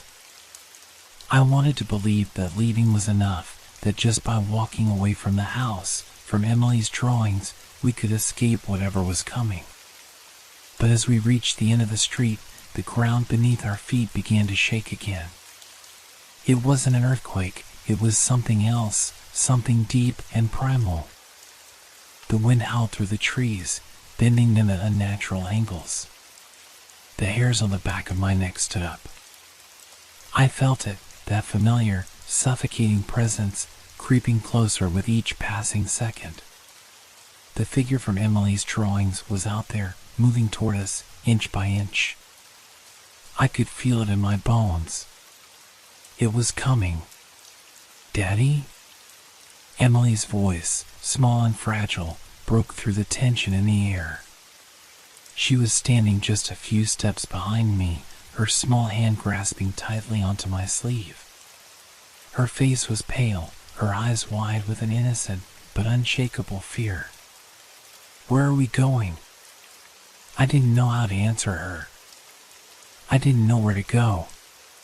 Sam's warning echoed in my mind, "You don't have much time." But time for what? What was going to happen to us? I spun around, pulling Emily to meet and walking faster. But the faster we moved, the more I felt the ground tremble beneath us, like the earth itself was warning me to stop. Every time I looked back, I saw nothing but the shadow of the house in the distance, but I felt it, the presence, the figure, moving closer. Then, just as we reached the edge of the neighborhood, I heard something that froze me in my tracks. It was a sound, a low, rumbling growl, deep and unnatural. I spun around, expecting to see something, but there was nothing. Only the dark, empty street behind us. "Daddy," Emily whispered again, and this time, her voice was more urgent. "I can see it. It's coming for you. It's coming for both of us." Her words hit me like a physical blow. She wasn't just saying things. She wasn't just repeating the drawings. She knew. And then, in the midst of the silence, I saw it. The shadow. It was standing at the end of the street, tall and looming, its form indistinct, almost vaporous. It was the same figure from Emily's drawings, the shadow, but now it was alive. It moved, swaying slightly as though drawn by some unseen force. And its eyes, those hollow eyes, they seemed to burn with an unholy fire, even though the rest of the figure was nothing but darkness. I couldn't move. My body was frozen, my heart hammering in my chest. It was too late. It was here. Suddenly, Emily tugged at my sleeve, her small hand trembling. "Daddy, look at the drawing. You have to look at it." I didn't understand. But she reached into her jacket pocket, pulling out a crumpled piece of paper. Her fingers were shaking as she handed it to me. It was a final drawing, but it was different this time. This one was more vivid, more complete than any of the others. The figure was there, standing right next to me, just like in the street. The flames weren't around it anymore. They were consuming everything we had once known. The house, the street, the trees. It was all burning. And there, in the corner of the drawing, was the same chilling message Emily had written before. "It's you." I stared at the paper, the words burning into my mind. It's you. It wasn't just a drawing anymore. It was a prophecy. It was happening. Emily, I whispered, my voice breaking, what does this mean? What is happening? But she didn't answer.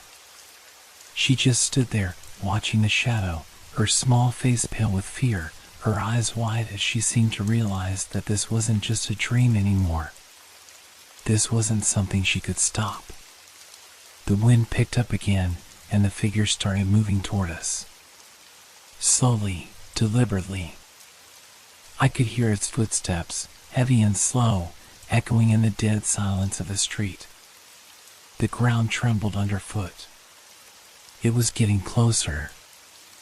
I knew that there was nothing I could do to stop it. No escape. No place to hide. The shadow was inevitable. But then, as the figure came closer, something inside me snapped. I didn't care about the fear anymore. I didn't care about the darkness closing in. I wasn't going to let Emily see whatever that thing was not like this. I grabbed her hand and turned toward the woods, pulling her with me. Run, Emily. Run. We ran as fast as we could, but the shadow was everywhere. The wind howled like a banshee, swirling around us, pushing us further into the darkness. The world felt distorted, wrong, like it was unraveling, piece by piece. And that's when I heard it. The unmistakable sound of footsteps, heavy and slow, behind us. It was getting closer. I could feel it, that presence, suffocating us, taking away the very air we breathed. I looked down at Emily, her face pale with terror. She was gasping for breath, her tiny legs struggling to keep up with me. I didn't stop. I couldn't stop. Not now. Suddenly, I stumbled. I fell hard onto the ground, my hands scraping against the dirt. Emily screamed, but I couldn't move. I couldn't get up. I turned around, my heart pounding in my chest, and there it was, the figure. It loomed over us, towering, the air growing colder and heavier with each passing second. Its hollow eyes locked onto me, and the sound of its breathing was the only thing I could hear. It was so close now, I could feel the darkness radiating from it, like it was pulling the life from everything around us. And then, as I lay there on the ground, helpless, I heard a voice. It wasn't Emily's. It wasn't mine. It was something older. Something far more powerful. It's time. And everything went black. I don't know how much time passed, but when I woke up, I was lying on the cold ground. The wind had stopped. The world was eerily silent. I looked around, panic setting in. Emily wasn't beside me. The figure was gone. And then I heard her voice, soft and distant. Daddy. I turned and saw her standing in the distance, her back to me. Her tiny figure was illuminated by a pale, sickly light. But she wasn't looking at me. She was staring ahead, her face empty, her eyes vacant. I called to her, but she didn't answer. She simply stood there, unmoving. And that's when I realized. It wasn't just me the shadow was after. It was her. The final drawing. And I had failed.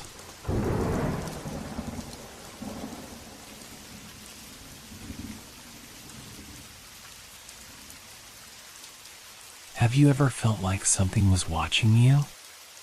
Not a vague feeling, but a presence so strong it sends shivers down your spine even when you're alone in a room. I didn't believe in those things. I thought it was all in my head, the result of too much stress, too many sleepless nights. But that was before it started following me. It began so subtly, I almost convinced myself I was imagining it. At first, I noticed that my shadow wasn't behaving as it should. I'd catch a glimpse of it out of the corner of my eye, twitching in a way that seemed deliberate. It wasn't that I moved in a certain way, no, it was more like it was moving when I wasn't. One evening, I stood in front of the bathroom mirror, brushing my teeth. The dim light from above cast long shadows across the room, making the familiar surroundings feel slightly more ominous. I felt the hairs on the back of my neck rise as I watched my reflection. My shadows seemed to lean closer to the wall, despite me standing still. At first, I told myself it was the angle of the light. But when I shifted slightly, the shadow didn't move with me. It stayed. For a brief moment, it almost looked like it was looking at me. I froze, the toothbrush dangling loosely from my mouth. My heartbeat quickened, a cold sweat forming on the back of my neck. I glanced down at the shadow on the floor. It was stretched unnaturally, as though someone, was standing just out of view. I turned sharply, expecting to see someone there, but there was no one. Just the empty bathroom. I quickly finished brushing my teeth and left the room, my mind racing. But that night was only the beginning. For days, I kept seeing it, at first, just the faintest twitch in the corner of my eye. The shadow would move in ways it shouldn't. Then, one evening, I watched it shift, bending in impossible angles while I remained completely still. It was as if it had its own agenda, its own will. It wasn't just a trick of the light anymore. The shadow was becoming something else. I didn't speak to anyone about it. I didn't think anyone would believe me. But I felt the change deep within me, a gnawing, unshakable feeling that something was wrong, something beyond my control. Then, a few nights later, I woke up in the middle of the night. The house was silent, the air thick with stillness. For a moment, I wasn't sure if I'd heard something or if it was just a dream. But then I saw it, there, in the corner of my room, standing like a dark, twisted silhouette. It wasn't just a shadow anymore. It was more solid, almost alive. I could feel its presence, suffocating the room with a heavy, oppressive weight. My heart pounded in my chest, and my throat tightened as I tried to scream, but nothing came out. The figure didn't move, but I could feel it watching me. Then, just as suddenly as it appeared, it was gone. I was left in a cold sweat, trembling, unable to move. I didn't sleep the rest of that night. In the days that followed, the shadows grew bolder. It was as though the more I resisted, the more it tried to make its presence known. It would linger just outside my vision, always there but never fully visible. The fear it instilled in me was paralyzing, and no matter where I went, no matter how far I ran, I couldn't escape it. And then one night, as I sat alone in my living room, I saw something that made my blood run cold. The shadow on the floor stretched unnaturally long. I watched it move, twisting and turning with a life of its own. And then, just as I was about to turn away, I saw something that made my stomach drop. The shadow moved without me. I hadn't budged. I was sitting in the same spot, my body still, yet the shadow was shifting on its own, its form twisting and warping into something grotesque. The floor beneath it seemed to ripple, as though the very air had become distorted. I leapt up, my heart hammering in my chest. My breath came in shallow gasps as I backed away, my eyes never leaving the spot where the shadow had been. It no longer seemed like a simple trick of the light. This was something more. Something darker.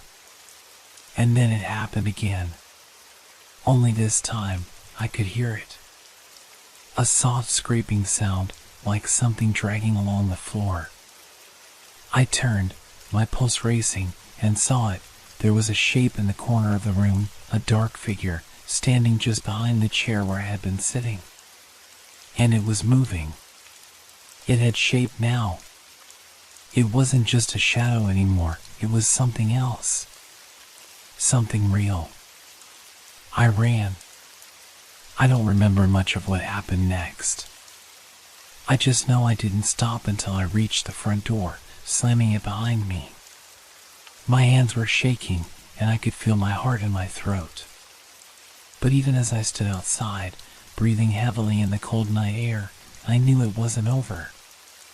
It was never over. The shadow had followed me, and it wasn't going to stop until it got what it wanted. I wish I could say that the worst was over, but it wasn't. I had thought that by leaving the house, I might escape whatever this thing was, whatever it had become. But the moment I stepped outside, it was as though the air itself shifted, like the world was bending in on me. The streetlights flickered as I walked, casting long, sharp shadows that stretched unnaturally on the pavement. It was as if it was already there, waiting for me, watching me. I tried to stay calm. I told myself it was just a bad dream, that I had been too scared, too paranoid.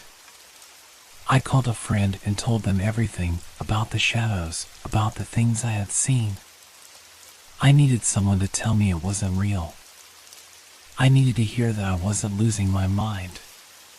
But when I told them, they didn't seem to understand. They laughed it off, saying it was just the stress getting to me, that I was overthinking everything. And maybe they were right. Maybe I was. But deep down, I knew something wasn't right. I felt it in my bones. That night, I didn't go back to the house. I spent hours pacing around, trying to shake the feeling of being followed. Everywhere I went, I could feel it, like an invisible weight pressing down on me. Eventually, I made my way to a small park and sat down on a bench, hoping the cool night air would calm me. The world was eerily quiet. The only sound was the rustle of leaves in the trees and the occasional creak of the swing set in the distance. But even as I tried to focus on the calmness around me, I couldn't shake the feeling that I was being watched. I glanced down at the ground, and for a moment, my heart skipped a beat. The shadows of the trees were shifting, but it wasn't just the natural movement of the branches. The shadows, they were growing, stretching out toward me, as if they had a life of their own. I stood up, panic rising in my chest. My breath was shallow, my vision blurry with fear. I backed away from the bench, my eyes darting around for any sign of something, anything that could explain what was happening. But there was nothing. Just the night. Just the shadows. And then I saw it. The shape. It wasn't just a shadow anymore. It had taken form. A tall, dark figure stood at the far edge of the park, its outline shifting like smoke in the night air. Its movements were slow, deliberate, as if it was toying with me, letting me see just enough to make my heart race with terror. I turned and ran. My legs were heavy, as though I were wading through thick mud. The world around me seemed to close in, every step more difficult than the last. But no matter how fast I ran, I could feel it, always behind me, always there, just out of sight. I found myself back in the street, gasping for breath, my mind spiraling. I couldn't think straight. My hands shook uncontrollably as I fumbled with my phone, dialing the first number that came to mind. It rang and rang, but no one picked up. I wanted to scream. I needed help. Finally, I found myself standing in front of my house, my heart thudding in my chest. I hesitated at the door, my hand trembling on the handle. Part of me wanted to run again, to flee as far away as possible. but I knew I had to face whatever was inside. I stepped inside, and then I heard it. The sound I had been dreading. The soft scraping again. It was coming from upstairs. Slowly, cautiously, I made my way up the stairs, my footsteps echoing in the silence. The house was cold, unnaturally cold, like the air had been drained of warmth. As I reached the top of the stairs, the sound grew louder. It was like someone, was moving across the floor. I knew I should turn back. I knew I should run. But I didn't.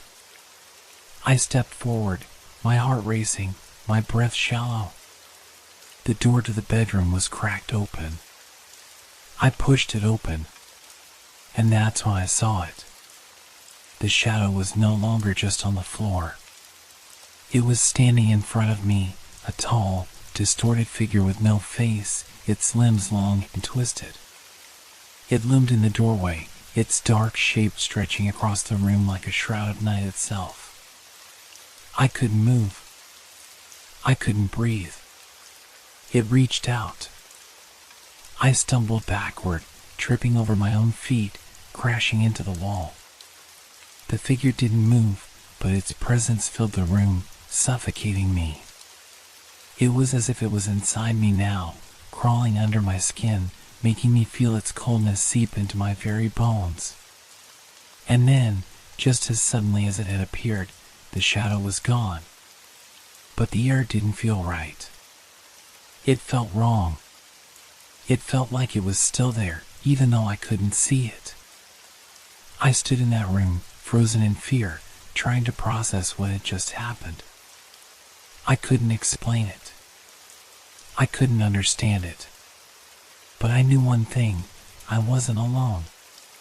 And the shadow, it wasn't going to stop following me. The next morning, I called a friend again. I didn't know who else to turn to. When they answered, I almost didn't know what to say. But before I could speak, I heard the voice on the other end of the line crackle. "Get out of the house." I froze. "Now," they said, their voice filled with urgency. "It's not safe." And before I could ask them what they meant, the line went dead. I didn't hesitate. I grabbed my keys, and I ran. I don't remember how I got to the car, or how long I drove. All I could think about was getting away. The shadow, it had followed me again, somehow. I could feel it in my bones, like a whisper against my skin. I wasn't safe. Not in my house, not on the street, not anywhere. I drove for hours, not stopping to rest. The empty road stretched out before me, illuminated by the pale light of the headlights. My mind was a whirlwind of thoughts, but none of them made sense. How could something so unnatural, so impossible, be following me? Why me? What did it want? My hands gripped the steering wheel, knuckles white, as the feeling of being watched grew stronger.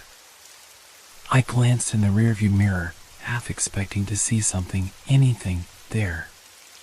But there was nothing. Just the darkness behind me. But I knew it was there. I pulled into a small town, a place I didn't recognize. The streets were empty, save for a few scattered cars parked on the sides. The night was quiet, too quiet. There was a heavy stillness in the air, like the entire world was holding its breath. I parked the car in front of a small, old motel, its neon sign flickering dimly in the night. The place looked like it hadn't seen visitors in years, but it was better than nothing. I needed a place to think. I needed a place to escape. I grabbed my things and hurried into the lobby. The air inside was musty, and the dim light overhead cast long shadows on the walls. Behind the counter stood a tired-looking woman, her face expressionless as she handed me a key without saying a word. Room 3. I took the key, my hand shaking, and headed to the back of the building. As I walked down the narrow hallway, I could feel the weight of the silence pressing down on me. The door to room 3 creaked open with a low groan as I pushed it, and I stepped inside. The room was small, with only a bed, a desk, and a dresser. It was old, but it would do. I locked the door behind me, and for the first time in what felt like forever, I allowed myself to sit down. The tension in my body finally began to loosen, but the fear still lingered. I turned on the TV for some background noise, just to distract myself. The static on the screen seemed to buzz louder than usual, like it was trying to drown out something. The shadows in the room seemed longer, darker than they should have been. I forced my eyes away from the corners, focusing on the screen instead. But it didn't work. The buzzing grew louder, the shadows darker, and then I saw it. In the corner of the room, where the wall met the ceiling, a small, dark shape began to form. At first, it was just a flicker, a twitch in the darkness. But then it became more distinct, more real. A shadow. A figure. I stood up quickly, my heart pounding in my chest. I rushed to the corner, expecting nothing but empty space. But when I reached it, I stopped dead in my tracks. It was there. A dark figure, no face, no body, just a shifting, undulating mass of shadow. It hovered there, suspended in midair, as though it was waiting for me to make the first move. The air around it was cold, so cold it hurt to breathe. I couldn't move. My legs were frozen in place, my mind screaming at me to run, to get out, but I couldn't. I was paralyzed by the sight in front of me. And then it did something that I'll never forget. It moved. Not toward me, but toward the bed. The shadows slowly stretched and twisted, forming a long, writhing arm that reached out, brushing the edge of the bedspread. I stumbled back, my breath coming in short, shallow gasps. The fear gripped me, harder than it ever had before. I knew this wasn't just some figment of my imagination anymore. This was real. And it wanted me. I bolted for the door, my hand fumbling for the handle. But before I could turn it, I heard something behind me, a soft, almost imperceptible sound. Shuffling. I didn't have to look to know what it was. I could feel it. The presence. The shadow was moving, it was following me, like it had every time before.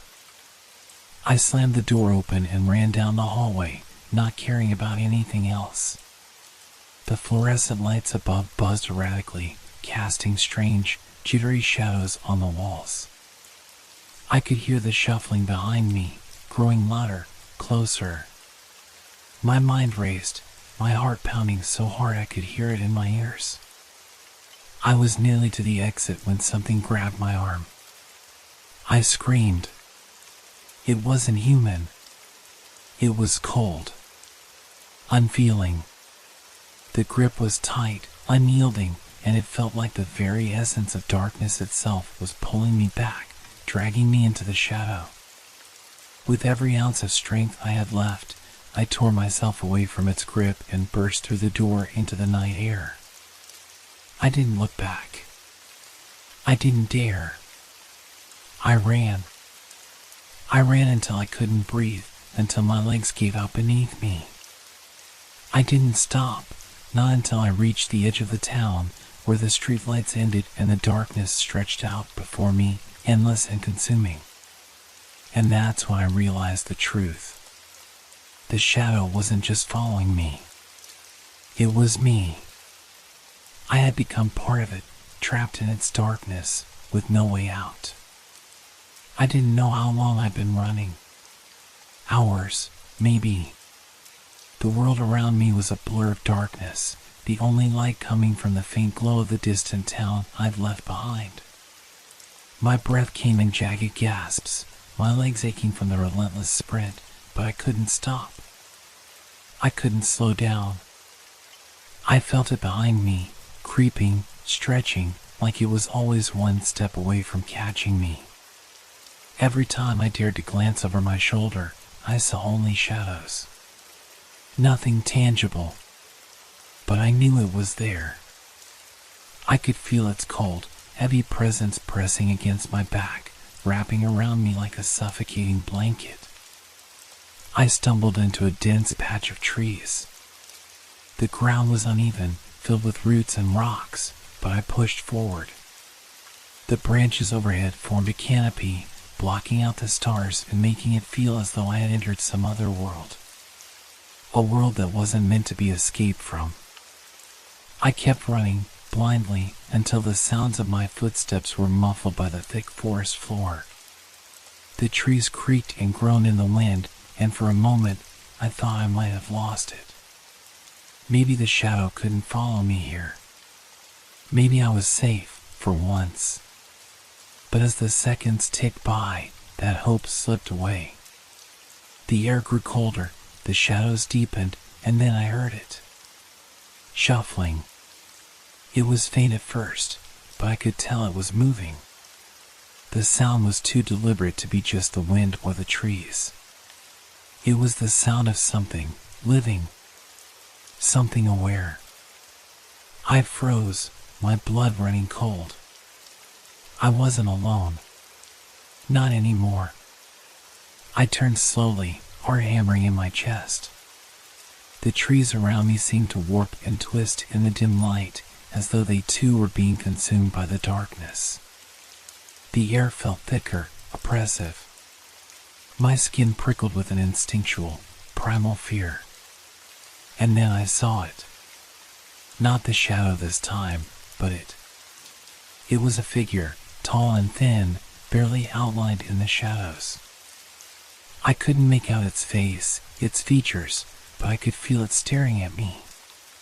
Watching me. It stood there motionless, its presence sucking the life out of the air around it.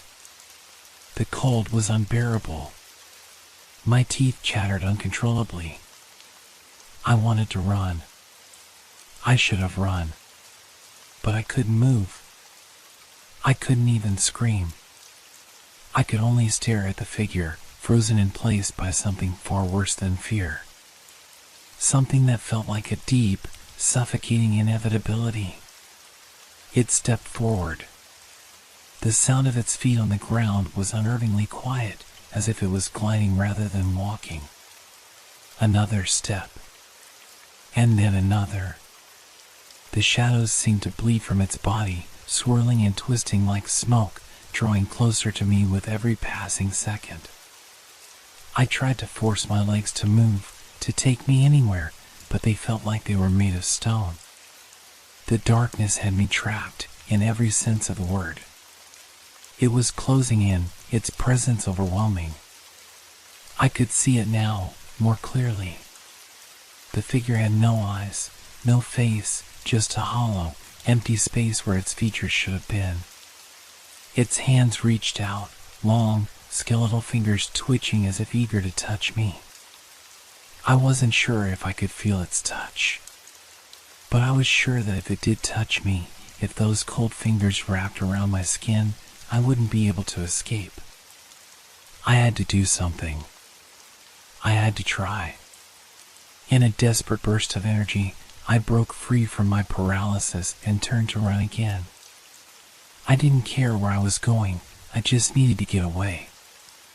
I pushed through the trees, branches slapping against my face, and I kept running, faster, harder. But the shuffling was still there, always behind me. It was like it was inside my head now, those slow, deliberate steps echoing in my skull, louder and louder with every heartbeat. I could feel the cold of its presence, even though I wasn't looking back anymore. I knew it was there. I broke into a clearing, the moonlight finally breaking through the canopy above. I stopped, gasping for air, trying to calm my racing heart. But then I heard it again, the shuffling. It wasn't behind me this time. It was in front of me. I froze, my blood running cold. There, in the moonlight, was another figure. Almost identical to the first, but somehow more solid. More real. It reached out, its fingers scraping the air, stretching toward me. The shadows seemed to move on their own, crawling toward me as though they had a life of their own. I knew what it wanted. It wanted me. And it was going to take me. I couldn't move. I couldn't even scream. And then, just as the figure's fingers brushed against my skin, I felt a pull, a sharp tug, as if the world itself was trying to tear me apart. And then, everything went dark. When I woke up, I wasn't sure where I was. The world around me was quiet, unnervingly so. My head throbbed with pain, and the air tasted stale, like something had been suffocating it for far too long. I sat up slowly, my body stiff and sore, and rubbed my eyes, trying to make sense of my surroundings. The darkness around me felt different now. It wasn't the heavy, oppressive darkness of the forest or the suffocating cold of the shadows. No. This darkness felt empty. Void. Like it had no beginning or end, and I was simply adrift in it, lost. I pushed myself to my feet, my legs unsteady beneath me. I was no longer in the clearing. There were no trees, no moonlight. Only shadows, stretching endlessly in every direction. It was as if the world had been erased, leaving behind nothing but a vast, suffocating emptiness. I tried to move, but my feet didn't seem to obey me. I was being pulled, as if by some invisible force. It wasn't a painful pull, but a slow, deliberate tug that seemed to guide me forward despite my resistance. Every step I took seemed to echo in the void, reverberating back at me, distorted, like it was all happening in a distant place. And then I saw it. The figure. It was standing in the distance, waiting for me. Its form was still shrouded in shadows, but now I could see it more clearly than before. It was tall, impossibly so, with limbs that seemed to stretch and twist unnaturally. Its hands were elongated, its fingers sharp and thin. The face was still a void, a hollow, black space that seemed to absorb everything around it. It didn't move, but I could feel it watching me, drawing closer, pulling me toward it. I tried to scream, but no sound came out. My mouth moved, but only silence filled the void. My heart raced, and panic surged through me, but my body refused to move faster. Every step I took toward the figure felt like I was walking through thick mud, each one heavier than the last. And then, the shadow spoke. It didn't use words, not in the way that people do. It didn't need to. The voice, it was like a thought, an echo that reverberated inside my skull, inside my very soul. You cannot escape. The words weren't comforting. They weren't a warning either. They were a truth. A final truth. I felt the pull grow stronger, the shadows around me thickening as if they were alive, wrapping around my legs, my arms, pulling me closer to the figure. My body felt heavy, as though the very air was trying to hold me in place. I knew what it wanted now. It wasn't just chasing me anymore. It wasn't just following me. It had always been with me. It had always been inside me, a part of me, a part of my very soul. The shadow wasn't something external, something I could outrun. It was me. It was my fear, my loneliness, my darkness. And now, it was going to take me. I tried to run again, but it was futile. The pull was too strong, the shadow too thick. I couldn't fight it anymore. My body was shaking, tears stinging my eyes, but I could no longer tell if they were real or if they were just part of the darkness around me. The figure stepped forward, its cold fingers reaching for me. The moment it touched me, I felt it, cold, sharper than ice, 1,000 needles pressing against my skin. The darkness surged, engulfing me completely. And in that final moment, I realized something. I wasn't escaping it. I wasn't even fighting it. The shadow wasn't a separate entity. It was me, and I was it. We were one, bound together by a force far greater than I could ever understand. The last thing I heard was its voice, echoing in my mind, a final whisper that chilled me to the core. You are mine. And then, there was nothing.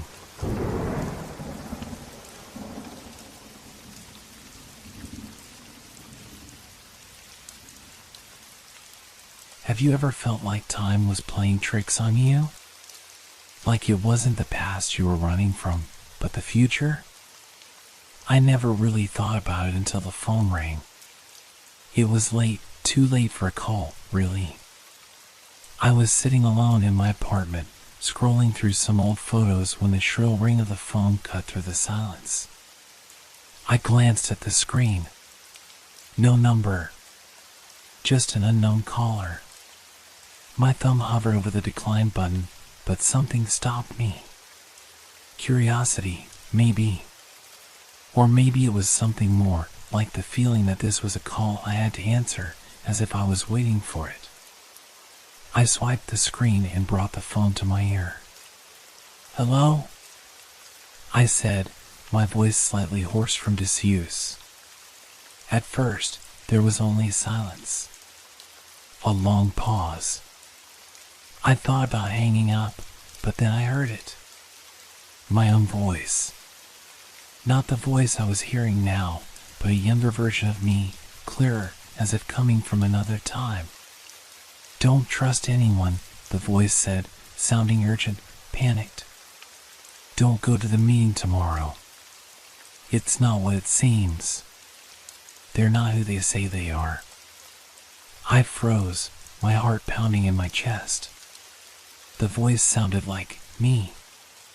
But how was that possible? I hadn't made any calls like this. I hadn't said anything like this. Who is this? I demanded, my pulse quickening. Who's calling? But the only response was a soft click, and then the line went dead. I stood there for a moment, holding the phone, unsure of what to do. I glanced around the apartment, feeling as if the walls were closing in on me. Everything felt off, like the world around me had shifted somehow. I looked at the clock. It was nearly midnight. The call had lasted less than a minute, but it felt like hours. I tried to shake off the unease settling in my stomach. Maybe it was a prank. Maybe it was some kind of glitch. But deep down, I couldn't shake the feeling that something was wrong. The next morning, I went about my day like usual. The meeting I had planned didn't seem like anything out of the ordinary. In fact, I had almost forgotten about the strange phone call the night before. Until I arrived. As I walked into the conference room, something felt strange. The air felt heavier, the people inside too still, their eyes too focused. It was like they were waiting for something, or maybe for someone. And then I saw her. The woman standing in the corner, watching me with an intensity that made my skin crawl. She was unfamiliar, but there was something in her eyes, something I recognized. I couldn't place it. My phone buzzed in my pocket, pulling me from the moment. Hesitant, I pulled it out, staring at the screen. An unknown number. I didn't answer it. I couldn't. but I felt a strange compulsion to look at the message notification that had just popped up. The message read, "Don't trust her. She's here." It was from no number at all. My heart raced again. The room seemed to spin as my mind struggled to piece everything together. The voice from last night, it was warning me. And now it was happening again. I couldn't shake the feeling that my entire life had been building up to this moment. That the warning wasn't just a coincidence. It was the start of something I couldn't escape. But the question still lingered, who was calling me? And why was it warning me about things I didn't understand? The meeting was about to start, but I couldn't focus. I was looking at the woman in the corner, and she was looking right back at me. And for the first time, I realized that the voice from last night, it had come from me. From my past. And the future it was warning me about? It was already here. I barely heard the speaker's introduction as the meeting began. My mind was still spinning, caught in the strange web of the phone call and the cryptic message. The woman in the corner continued to stare at me with an unnerving intensity. Every time I glanced her way, it felt like she was moving closer, though she hadn't shifted an inch. I struggled to focus on the presentation. The words blurred in front of me, merging into a dull hum that felt distant and unimportant. I couldn't stop thinking about the message, about the warning. Who was sending it? How did they know about the woman in the room? The unease that had been gnawing at me all morning only deepened. Just when I thought I might be able to shake it off, my phone buzzed again. A notification, no number, no name. Just a simple message. She's not who she says she is. I froze. The room seemed to get smaller, the air thicker. I couldn't concentrate. I was losing grip on reality. The voice from the night before echoed in my mind, "Don't trust anyone." Was I losing my mind? I had to stop looking at the phone. I had to focus on the meeting. I tried to breathe, to steady myself, but my hands were shaking. The woman's eyes never left mine. I turned toward the window, hoping the cool morning breeze might ground me, but it didn't help. Minutes felt like hours.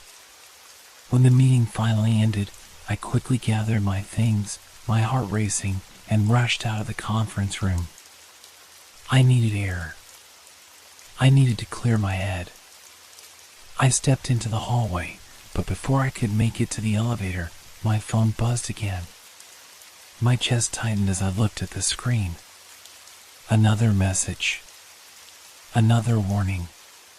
Don't go to your car. Not today. I blinked, my breath catching. This wasn't possible. There was no way anyone could know where I was. No one but me had seen my car that morning. But the words weren't just warnings, they were becoming directives. Instructions, telling me where to go and what to avoid. I couldn't help but feel like I was being pulled down a path I had no control over. I glanced around the hallway. The building felt empty, silent, as if I was the only one left in it. The lights buzzed faintly above me, and for a moment, I thought I heard something, like the sound of breathing. I spun around, but no one was there. I checked the message again. The sense of dread intensified, gnawing in my stomach. Every part of me screamed to ignore it. To go to my car, to act like none of this had ever happened.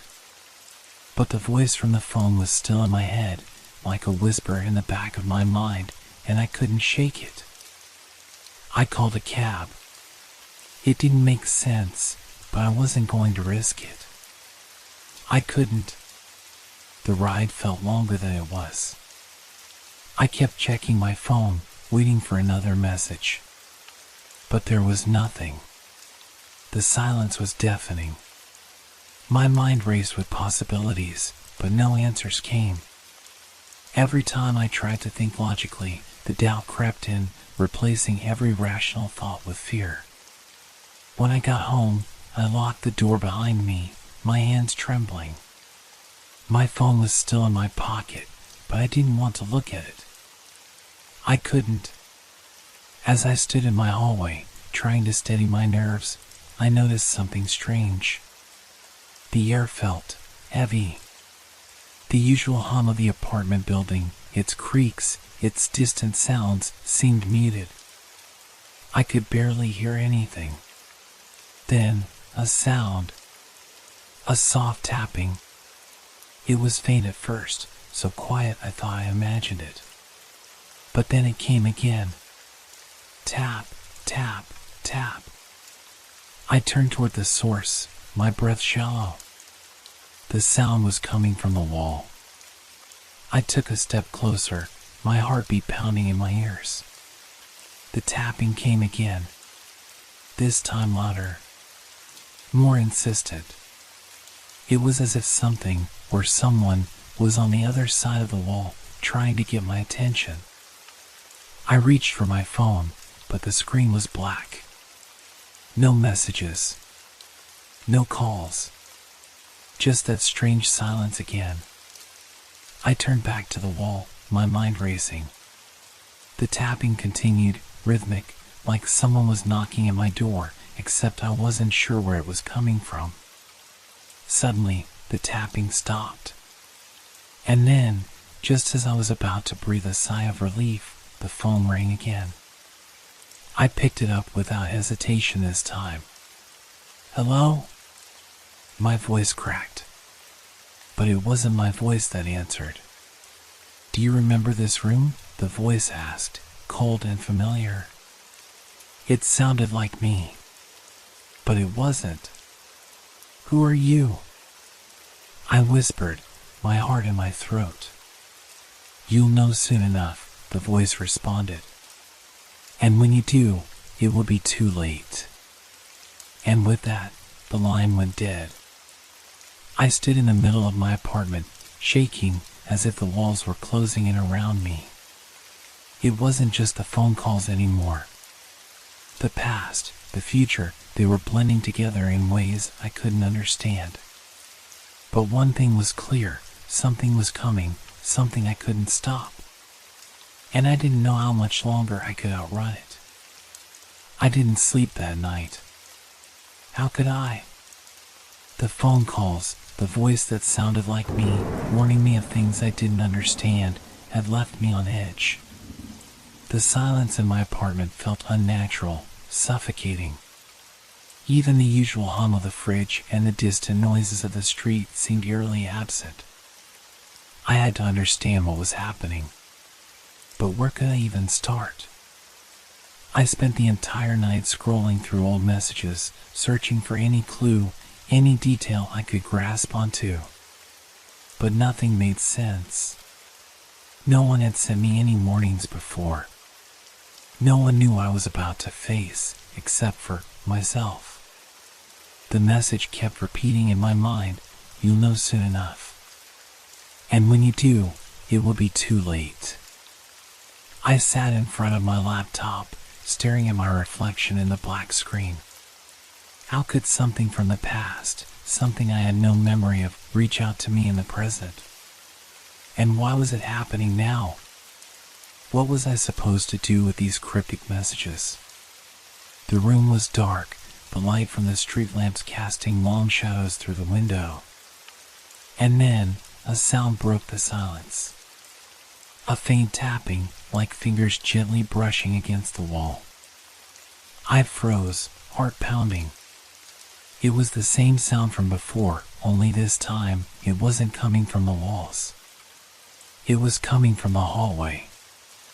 I grabbed my phone, ready to call for help, but the screen remained black. No messages. No calls. I tried to power it on, but it wouldn't respond. The tapping grew louder, more insistent. I moved toward the door, every step feeling like a betrayal of my instincts to run. but I couldn't stay in the dark, not with that sound getting closer. My hand hovered over the doorknob, hesitant, afraid of what I might find. I opened the door slowly, just enough to peer into the hallway. The air felt cold, unnaturally so. My breath came out in invisible clouds, even though the heat was on. The hallway stretched out before me, dimly lit by the faint glow of the overhead light. Nothing. I stepped into the hallway, eyes darting from shadow to shadow, waiting for something, anything, to happen. Another tap. This time louder. It echoed down the hallway, coming from the direction of the stairwell. I felt the hairs on the back of my neck stand up. This wasn't right. There was no one else in the building. The sound should not have been there. I took a step back, my heart racing, but then I heard it. A voice. My own voice. "Don't go further," it said, as if the warning had been etched in time, sent from some distant place. "You're not ready." I snapped my head toward the stairwell, but there was no one. The voice, my voice, had come from nowhere. I couldn't make sense of it. Was I hearing things? Or was this some twisted game I was caught up in? I closed my eyes, forcing myself to breathe. Think. Focus. Then, I heard a sound behind me. Footsteps. I turned around in an instant, my pulse hammering in my chest. But the hallway was empty. No one. I started to back away, but then I saw it. A shadow, stretching from the far end of the hallway, creeping slowly toward me. It was impossible. There were no lights behind me, no windows, just darkness. But the shadow, it moved. It had substance. I felt the air around me grow heavier, suffocating. I couldn't breathe. The walls felt as if they were closing in. The shadow was getting closer, growing taller, darker. It wasn't a trick of the light. It wasn't a reflection. This thing was real. "Run," my voice echoed again, but it wasn't me speaking. It wasn't my voice anymore. I turned and bolted, racing down the hallway, the sound of the footsteps behind me growing louder, closer. The tapping had stopped, replaced by the sound of something more ominous, something that wasn't human. A hiss. A low growl that sent ice through my veins. I reached the stairs, my feet stumbling over each step. The building seemed to twist around me, the walls warping, bending. Every part of me screamed to stop, to look back, but I couldn't. I didn't dare. I reached the bottom of the stairs and burst into the lobby, only to find it empty. The door to the street was locked. I tried the handle, but it wouldn't budge. The sound of footsteps, heavy, purposeful, came closer, and I felt the weight of something pressing on my chest. Something not right. Then, my phone buzzed again. A message from the same unknown number. "You can't escape," it read. "It's already begun." The world around me seemed to tilt. The lobby, the building, everything started to spin. I stumbled forward, trying to steady myself, but I couldn't. The door was still locked. The shadows were closing in, and there was no way out. In the distance, I heard my own voice again, this time whispering through the static of the phone. "Don't run. It knows you're here." The phone slipped from my hand and crashed to the ground, the screen shattering with a sound that felt like a final warning. And then, everything went silent. I closed my eyes, trying to steady my breath, trying to find my bearings. But I couldn't. The silence around me felt suffocating, and the shadows were closing in faster. It wasn't just my past anymore. It was my present. And it was coming for me. I was trapped. The shadows pressed in around me, coiling like thick, suffocating ropes, as if the very air had turned against me. I felt like I was being pulled deeper into something I couldn't escape, something that was never meant to be part of my reality. The walls of the lobby seemed to close in, twisting and reshaping as I fought to find my bearings. I had to escape. There had to be a way out. I turned to the door again, shaking the handle frantically. It didn't budge. The lock was no longer a simple obstacle. It was a barrier, an impenetrable force meant to keep me here. A chill ran down my spine. I could feel it now, the presence behind me. The shadow was no longer just a trick of the light. It had taken form. I didn't dare turn around, but I could hear it, slow, deliberate steps that echoed in the empty room like a predator closing in on its prey. I had to face it. I couldn't keep running forever. But how? How do you fight something you can't even see clearly?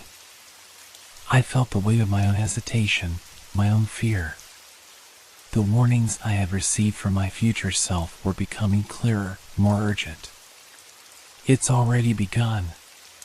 The words echoed in my mind, reverberating with a terrifying finality.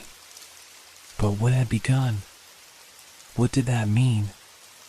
The air seemed to grow colder, each breath I took like shards of ice slicing through my chest. The silence was deafening, broken only by the sound of my heartbeat thundering in my ears.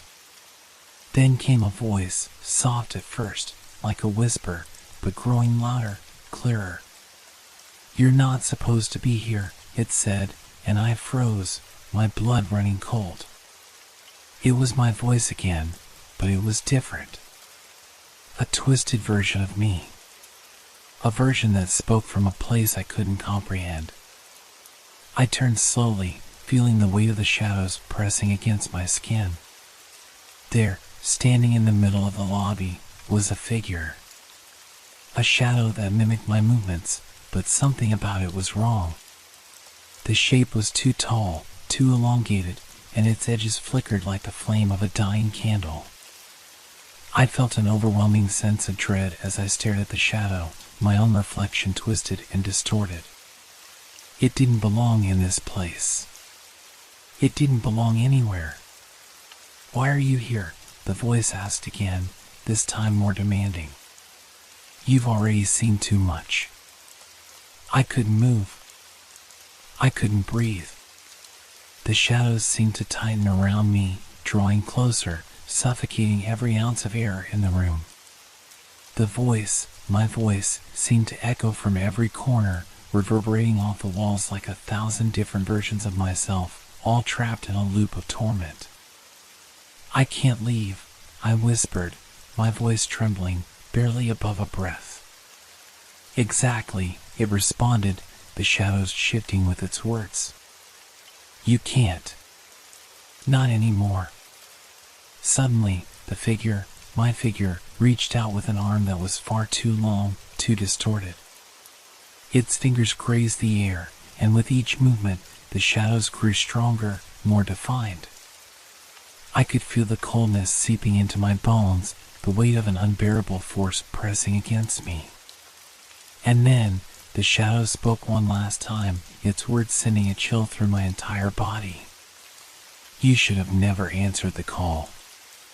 The world around me seemed to collapse, as though the very fabric of reality was unraveling. The walls shook, the floor beneath my feet quaked, and the shadows stretched out in every direction, wrapping around me, smothering me. I closed my eyes, bracing for the impact, knowing there was no escape. But then, just as quickly as it had come, the pressure vanished.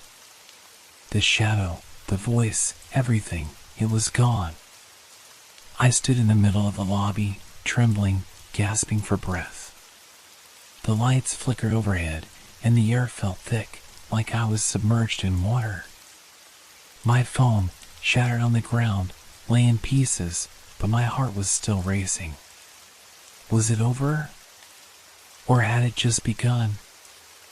I stumbled back toward the door, hoping against hope that it would open now, that whatever dark force had been keeping me trapped would finally release me. But as I reached for the handle, I heard it again. The sound of a phone ringing. Not from the phone I had dropped on the floor, but from somewhere deeper in the building. I turned around, my stomach twisting with dread. There was no mistaking it now. The voice I had been hearing, it wasn't just a warning. It was a call. A call that had been placed from the past, but now it was drawing me in, closer and closer. Pick up the phone, the voice urged, its tone no longer soft or pleading but commanding. I was caught in the grip of something I didn't understand, something that seemed to have no beginning or end. Something that was always there, just beyond the edge of my vision. Something I couldn't outrun. With trembling hands, I picked up the receiver. My own voice greeted me on the other end. "You can't escape this," it said, its tone colder than I had ever heard before. "You never could." And then, silence. I dropped the receiver, my breath catching in my throat. The walls were closing in once more. The shadows, the voice, they weren't going to let me go. I turned to face the door again, knowing there was no way out. The trap had been set, and I had walked right into it. I was no longer sure what was real. The silence that followed the phone call felt like it had stretched on for eternity. The walls around me were closing in, the air thick with the scent of dampness and decay. I could barely breathe, my chest tight with fear. But still, I couldn't tear my eyes away from the phone on the ground, the receiver dangling like a limp, lifeless thing. The shadows, my shadow, was still there, waiting, watching. I could feel it, just behind me, its presence suffocating. I could no longer ignore the way it moved, how it twisted in the corner of my vision, its edges curling like smoke in the dark. It was real. It wasn't a nightmare. I had been hearing my voice, my own voice, across time, warning me, drawing me toward this moment. Every call had been a promise that something was coming, something inevitable. I had tried to run, to escape, but each call, each warning, had been a reminder of the trap closing around me. I looked back at the door, then at the phone. The thought of picking it up again was terrifying, but it felt like the only choice I had left. Maybe if I answered, I would understand why this was happening, why I had been chosen. With trembling hands, I reached for the receiver again. This time, when I lifted it to my ear, there was no static. No broken, distorted voice. Only silence. Then, slowly, I heard a whisper. "Do you want to know the truth?" I froze, my blood running cold. The voice was mine, but not mine. It was distant, as if coming from somewhere far beyond where I stood. The sound of it sent a tremor through me, a chill creeping into my bones. "Yes," I whispered back, barely able to hear my own voice over the pounding of my heart. The air shifted, and I felt it then, something darker, something that I couldn't escape. The shadows were all around me now, no longer just a reflection in the corner of my eye, but a tangible force, filling the room. "You shouldn't have answered," the voice on the other end said again, only this time it was colder, filled with a finality that made my stomach drop. "Now, you're mine." The phone clicked in my ear, the line going dead. But the darkness remained, growing stronger, swallowing the light in the room until I could no longer see. I dropped the receiver, my legs trembling beneath me as I backed away from the phone. The shadow had begun to move in earnest now, stretching toward me, its tendrils reaching out like fingers grasping at the air. It was no longer just a reflection of my own movements, it was acting independently, pulling me toward it. I had no choice but to run. I turned and bolted toward the door, my hands fumbling at the handle. The shadows seemed to follow me, filling every corner, creeping up the walls like a living thing. I couldn't breathe, couldn't think. I just had to escape. But the door, it wouldn't open. The lock had clicked again, but this time there was no giving way. It was as if the room itself had become a cage, trapping me inside. I slammed my fists against the door in desperation, shouting for help that I knew would never come. The air around me was thick, heavy with an oppressive presence that I couldn't escape. And then I heard it, footsteps behind me, soft but deliberate, growing louder with each passing second. I couldn't turn around. I couldn't face it. I knew what I would see. The voice came again, this time clearer, louder, as if it were right next to me, breathing down my neck. You can't escape what's already been set in motion. I gasped, my hands falling limp at my sides as the weight of those words settled over me. It was true. There was no escaping it. I had been living this moment all along. The calls, the warnings, the shadow, it had all led me here. Every choice I had made had been a part of this moment, and there was nothing I could do to change it. The figure behind me loomed closer, and I felt its presence, cold and suffocating. The shadows twisted around me, pulling me down into darkness. And as I fell, I heard my voice one last time. You've always been here. The darkness swallowed me whole.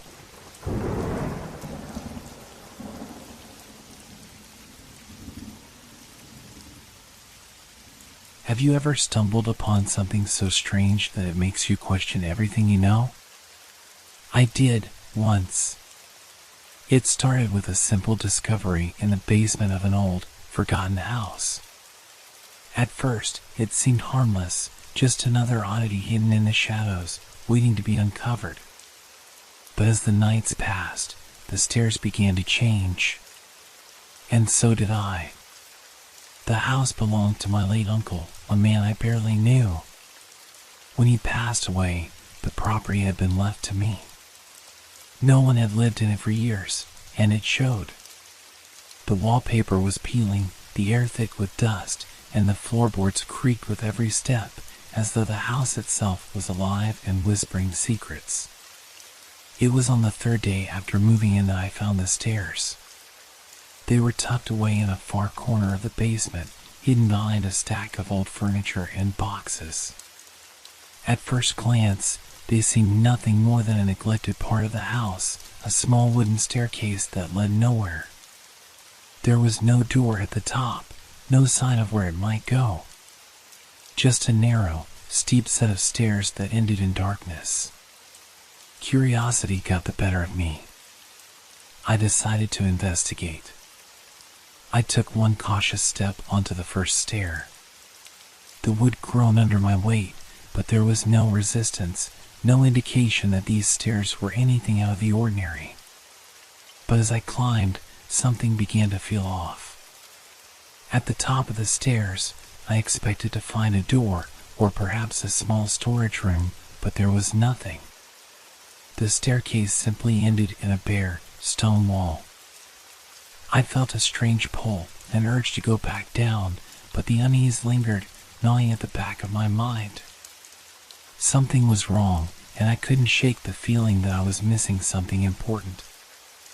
I stepped back down, but when my foot hit the first step, I froze. The sound that came from the stairs was different this time, louder, more distinct. It was a scraping noise, as though something was shifting beneath the wood. I looked down, but nothing had changed. The staircase was still just as it had been. I shook my head, convinced that I was imagining things, but the feeling of being watched wouldn't leave. I had to get out of the basement, away from that strange, unsettling stairway. But when I turned to leave, I heard it again, a faint noise, almost like breathing. It was coming from the shadows at the base of the stairs. I rushed upstairs, locking the door behind me. But the noise lingered in my mind, echoing through the empty house. That night, I could not sleep. The air was thick with an unsettling stillness, broken only by the occasional creak of the house settling. I tossed and turned, but the thought of the stairs kept me awake. I tried to convince myself it was nothing, a trick of the mind, a result of the isolation in the old house. But deep down, I knew it wasn't. The stairs were not just a physical part of the house. They were something more.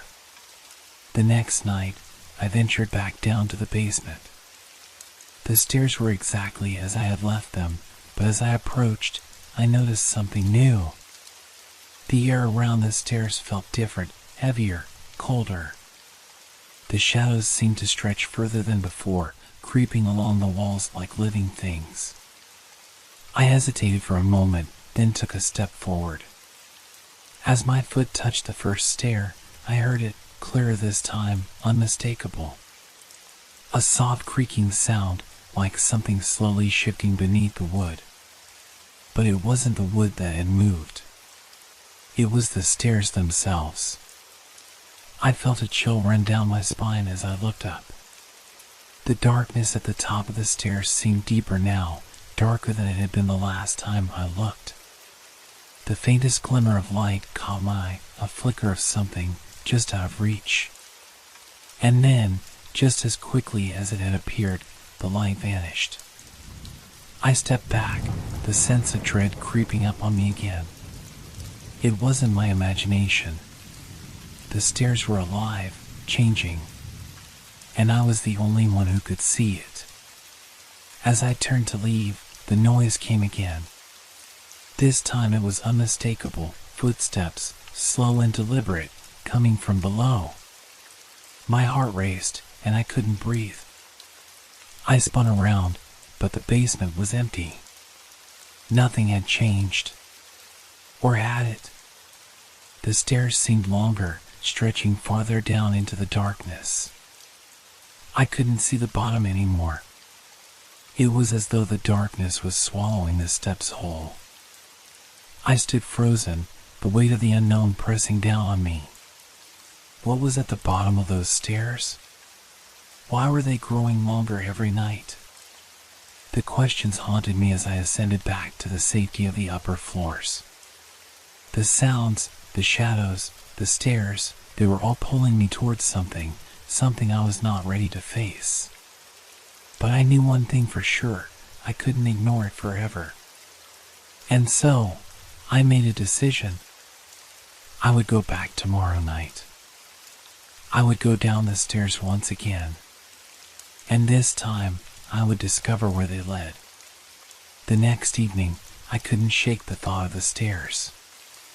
I tried to occupy myself with other things, cleaning the kitchen, organizing boxes in the living room, but the pull was undeniable. The house seemed quieter now, as if it was holding its breath, waiting for something to happen. As night fell, I found myself at the basement door again. This time, the air felt different. The shadows in the hallway stretched unnaturally long, and the silence was oppressive.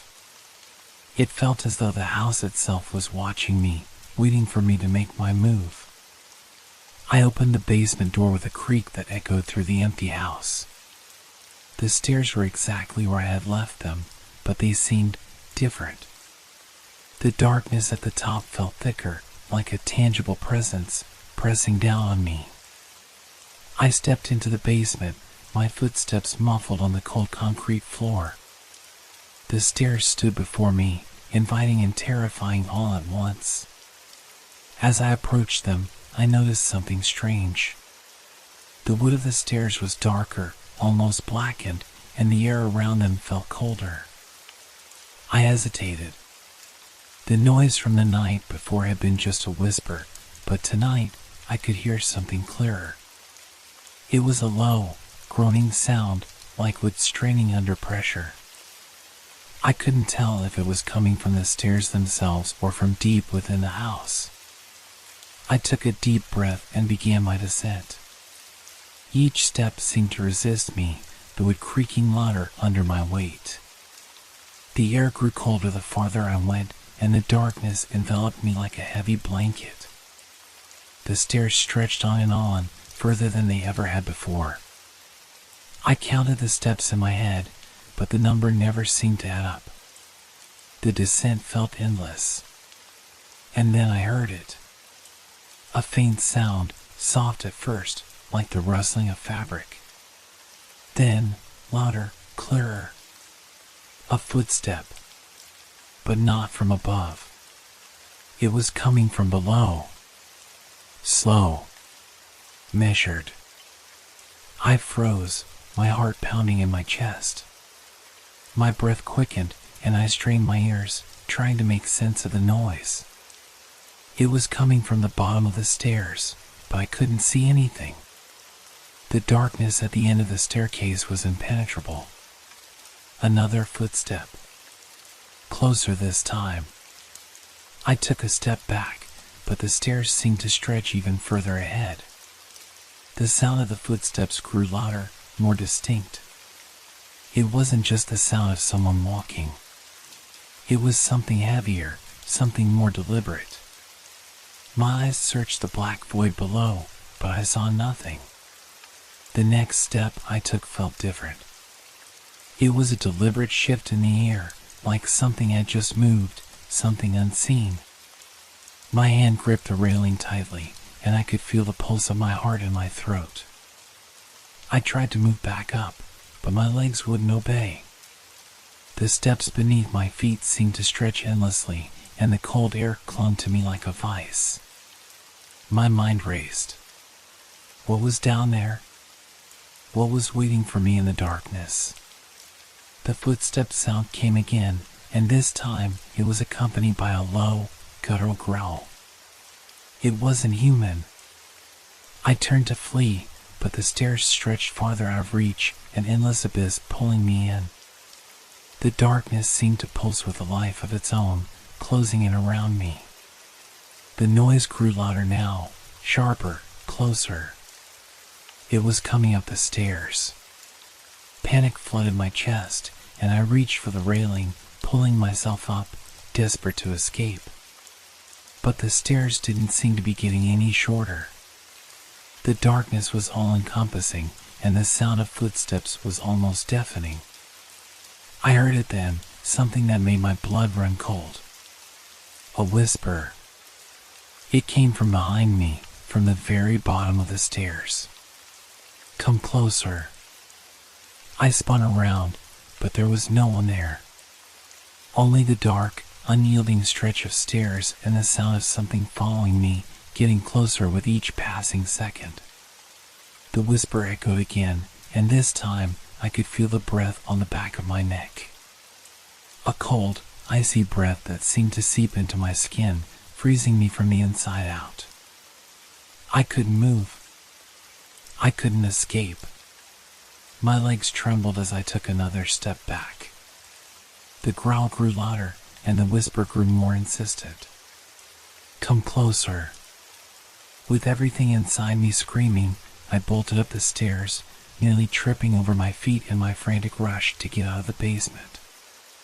I didn't stop until I reached the safety of the upper floor, slamming the door behind me and locking it with trembling hands.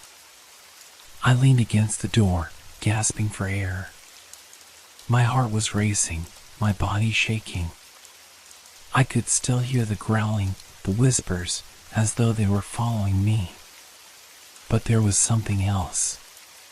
The house was still, dead silent. The stairs were quiet. And yet, I knew, deep down, that it wasn't over. The darkness below was still there, waiting for me to return. And it would be waiting for me tomorrow night. I couldn't sleep that night. The image of those endless stairs haunted me, staring back at me from the dark corners of my mind. I kept seeing that whispering shadow, hearing those heavy, deliberate footsteps. It felt like something was following me, lurking just beyond my reach, but when I would turn to look, there was only silence. By morning, I had convinced myself that I was just imagining things. The shadows in the basement had been playing tricks on me, the growling, probably my nerves. But as the sun set again, the familiar feeling of unease crept back into my chest. I knew I would have to return to the basement. I couldn't leave it like this. I had to understand what was happening, what had been happening. That night, I found myself standing before the basement door once more. The house was quieter than usual, almost unnervingly so. The usual sounds of creaks and groans from the old wood were absent. It felt like the house itself was holding its breath. I swallowed hard and opened the door, the hinges protesting with a sharp screech. As I stepped into the basement, the cool air hit me, almost like a warning. The stairs stood at the far end, unchanged. Yet, the darkness was thicker now, suffocating, as if something was waiting for me in the void. The steps seemed longer than before, stretching farther than I remembered. My breath hitched in my throat. The growling noise from the night before was gone, but I couldn't shake the feeling that I wasn't alone. Taking a deep breath, I descended slowly, cautiously. Each step felt more deliberate than the last, as though the darkness below was pulling me down further into its grasp. The steps creaked beneath my feet, groaning with each movement. The coldness seemed to intensify with every foot I descended. My hands trembled as they gripped the railing. The whispers were gone, but the air felt charged, like static before a storm. I reached the bottom of the stairs, but I didn't stop there. The floor beneath me felt solid, but something about it felt wrong, as though it didn't belong. I glanced back at the stairs, which now stretched behind me in a disorienting curve, almost like they were never ending. Something stirred in the darkness ahead. A scraping sound, faint but unmistakable, like something dragging itself across the floor. I froze, my heart pounding. My breath caught in my throat. The noise came again, louder this time, followed by the unmistakable sound of something heavy moving. I turned around, and the stairs behind me were already starting to shift, lengthening, stretching farther down into the abyss. Panic surged through me. I couldn't leave. Not like this. I needed to know what was at the bottom. Taking a shaky step forward, I moved deeper into the basement. The air was thick now, nearly suffocating. The scraping noise grew louder, more distinct, and I could hear a low, guttural growl rising from the dark corners of the room. "Who's there?" I called out, my voice shaky, but I didn't expect an answer. The only response was the sound of the scraping intensifying, followed by a deep, strained voice. "Come closer." I swallowed hard. The voice was familiar, almost comforting in its tone, but it sent a wave of dread crashing over me. My heart pounded harder, and for a moment I felt paralyzed, unable to move. The darkness ahead of me was now alive with movement, with someone waiting just out of sight. Then, something shifted in the shadows. I wasn't sure what it was at first. A figure, dark and looming, moving slowly toward me. My mind raced, but my legs wouldn't cooperate.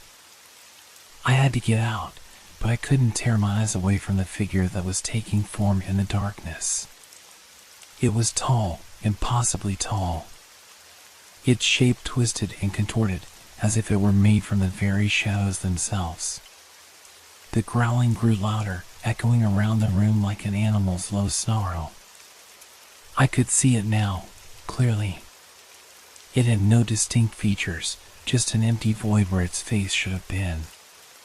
The more I looked at it, the more my vision blurred, as if the darkness itself was consuming me. "Come closer," it whispered again, its voice now more of a hiss, a command. I felt an overwhelming urge to obey. My body moved forward on its own, my steps slow, deliberate, as though the thing was pulling me in. I tried to stop, to fight it, but my feet wouldn't listen. My body felt numb, detached from my mind, and I was helpless to control it. I was almost at the figure when the sound of the stairs shifting again reached my ears. The growl intensified, and the thing in the darkness moved closer, its tendrils of shadow reaching out for me. I couldn't let it touch me. I couldn't let it pull me in. With a sudden burst of adrenaline, I wrenched myself away from the pull of the darkness, stumbling back toward the stairs. But the stairs were no longer where I had left them. They stretched down even farther now, impossibly long. I could see the darkness at the bottom, a swirling abyss. My pulse raced as I scrambled up the steps, my hands slipping on the cold, splintering wood. The growl was deafening now, and the shadows seemed to press in on me, tightening with every step I took.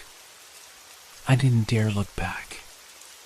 I didn't want to know what was behind me. But the whispers and growls were still there, clawing at my mind, urging me to turn around. I didn't stop until I reached the top of the stairs, slamming the door behind me. The silence that followed was deafening. My breath came in shallow gasps, and my hands shook as I leaned against the door. But deep down, I knew this was just the beginning. The stairs would come again tomorrow, and the darkness would follow. The night passed in a restless blur. I couldn't shake the feeling that something was watching me, waiting for me to slip, to make a mistake. It was as if the entire house had become a prison, every creak in the floorboards a reminder that I wasn't alone. That thing, whatever it was still there, somewhere. I could feel it, just beyond the walls, lurking in the corners of my mind. By the time morning arrived, I had convinced myself it had all been a dream, that I was losing my grip on reality. The stairs couldn't be longer. The growling couldn't be real. I had been hearing things, letting my fear get the best of me. But deep down, I knew I was lying to myself. I couldn't stay in the house any longer. I packed a bag, told myself I would leave, that I would get out of this nightmare. But when I reached the door, my feet froze. I didn't want to leave. The compulsion to return to the basement was stronger than any part of me that screamed to escape. I had to know more. I needed answers. Something was drawing me back there. I found myself standing in front of the basement door again. My heart thudded against my ribs, a steady rhythm of dread. But I opened it anyway. The air in the basement was colder than it had been before.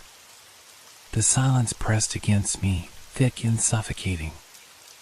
I could feel my pulse quickening as I took one step after another toward the stairs. But this time, they were different. They were taller, wider, stretching farther down than I could see. The staircase seemed endless, the steps curling down into a darkness that felt alive, breathing. The shadows in the basement shifted, flickering in ways they shouldn't have. I could hear something in the distance, like scraping claws against stone. My stomach churned, and my breath hitched. Why am I doing this? I whispered to myself, but the words felt hollow, swallowed by the oppressive atmosphere of the basement. I reached the bottom of the stairs, but instead of stopping there, the floor seemed to shift under my feet, drawing me deeper into the void. A soft hum filled the air now, as if something was vibrating beneath the ground, a low hum that sent waves of discomfort through my body. The growl returned, louder this time, deeper. It was no longer a mere noise. It had substance, like a presence in the room. My legs felt like lead, heavy, unresponsive. Every instinct told me to run, but the pull of the darkness was stronger than my fear. And then, I saw it. The thing was no longer just a shadow. It had taken shape. A massive figure stood before me, its form flickering like static, but I could see its outline clearly now. It was tall, impossibly tall, with limbs that twisted unnaturally, stretching and contorting in ways that defied logic.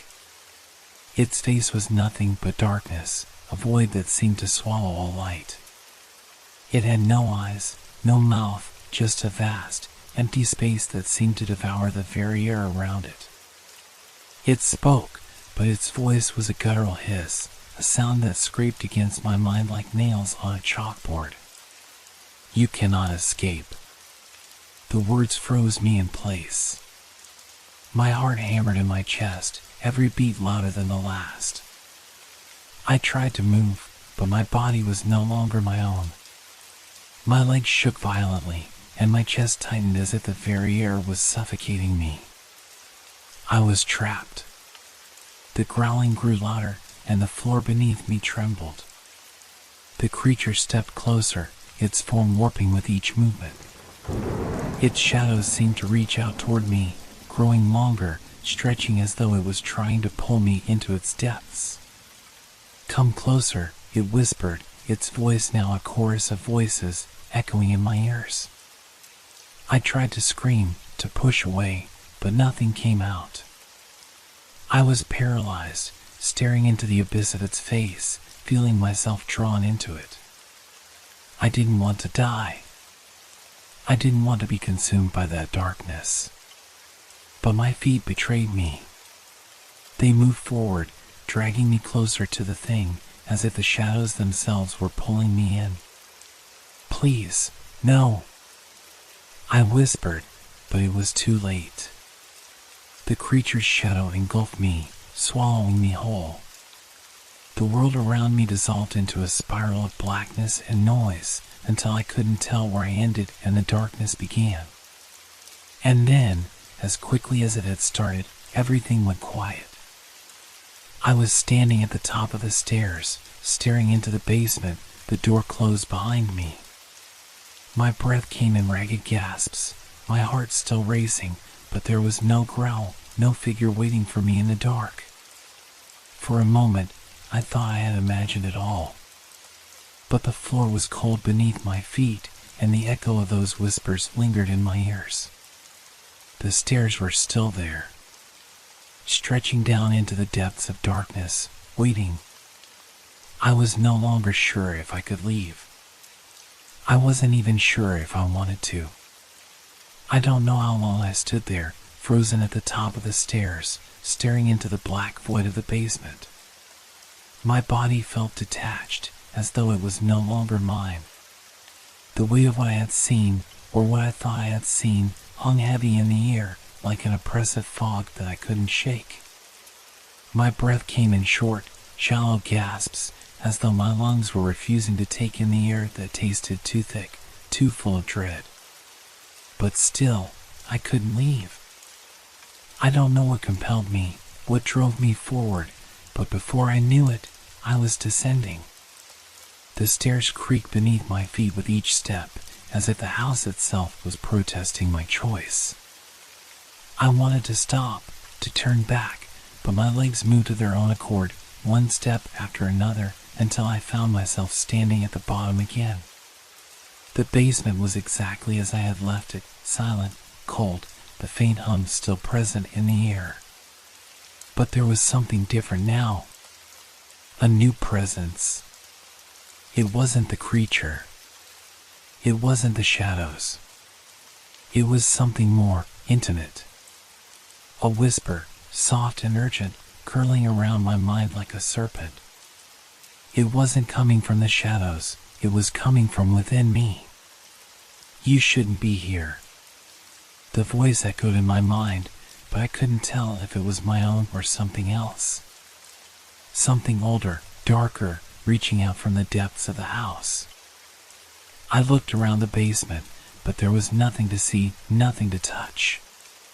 Just the walls, the dust, the lingering air of neglect. And yet, everything felt alive. The walls seemed to pulse, the floorboards groaned under the weight of something I couldn't understand. There was a presence in this place, a force that had been waiting for me. And then I saw it. At first, it was nothing more than a flicker, a brief shadow moving against the far wall. But then it was more. The figure materialized slowly, creeping out of the dark like a slow-moving tide, its shape becoming more defined. The air around it twisted, bending in unnatural ways, as if reality itself was stretching and distorting. The figure was human-shaped, but something was wrong. Its limbs were too long, its body too thin, like a marionette controlled by strings that had been stretched beyond their breaking point. Its face, no, it didn't have a face. Just a blank, smooth surface, as if it had never been given one. It was watching me, or at least, I felt like it was. It was waiting, patient and still. "Come closer." The voice returned, low and soft, as if it was an invitation I had no choice but to accept. I knew I shouldn't. Every instinct screamed at me to run, to leave this place, but I couldn't. My feet carried me toward the figure, each step heavier than the last, as though the floor itself was trying to hold me back. When I reached it, the air felt colder still. The basement seemed to stretch, the walls expanding, the darkness growing deeper. I wanted to scream, but my throat felt dry, as though the words were stuck somewhere inside, trapped in the hollow of my chest. And then it spoke again. "You are not alone." The words cut through me like a knife, sharp and final. The figure raised one hand, pointing toward the far corner of the room, and I followed its gesture, though I didn't want to. At first, I thought I was seeing things, a trick of the light, a hallucination. But then I saw it. A figure, crouched in the farthest corner of the basement, watching me. It was almost identical to the thing standing before me, but it was smaller. Fragile.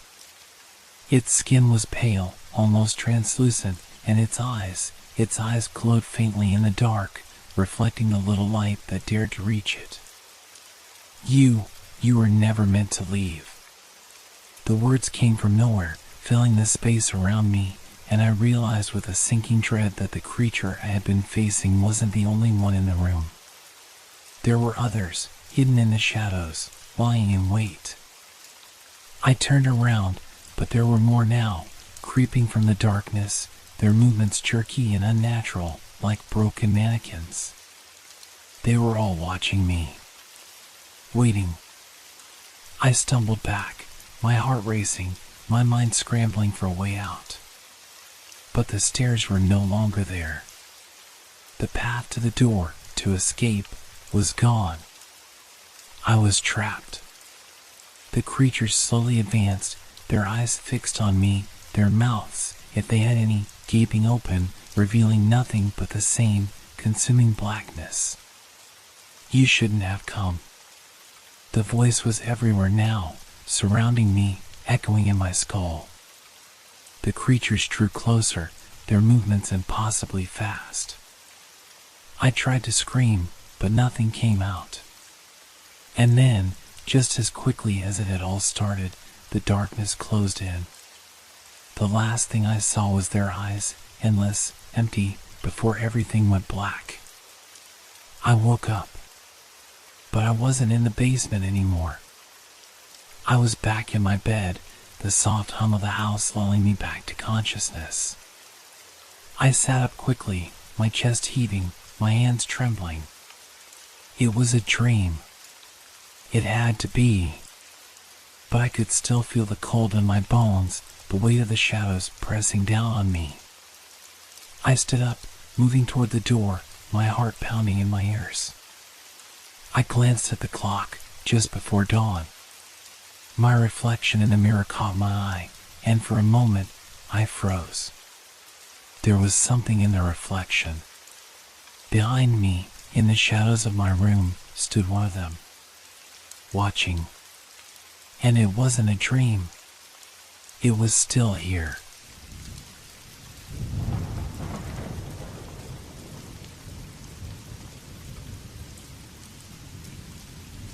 Have you ever found something you couldn't explain? Something so simple, yet so powerful that it starts to shape your life in ways you can't control?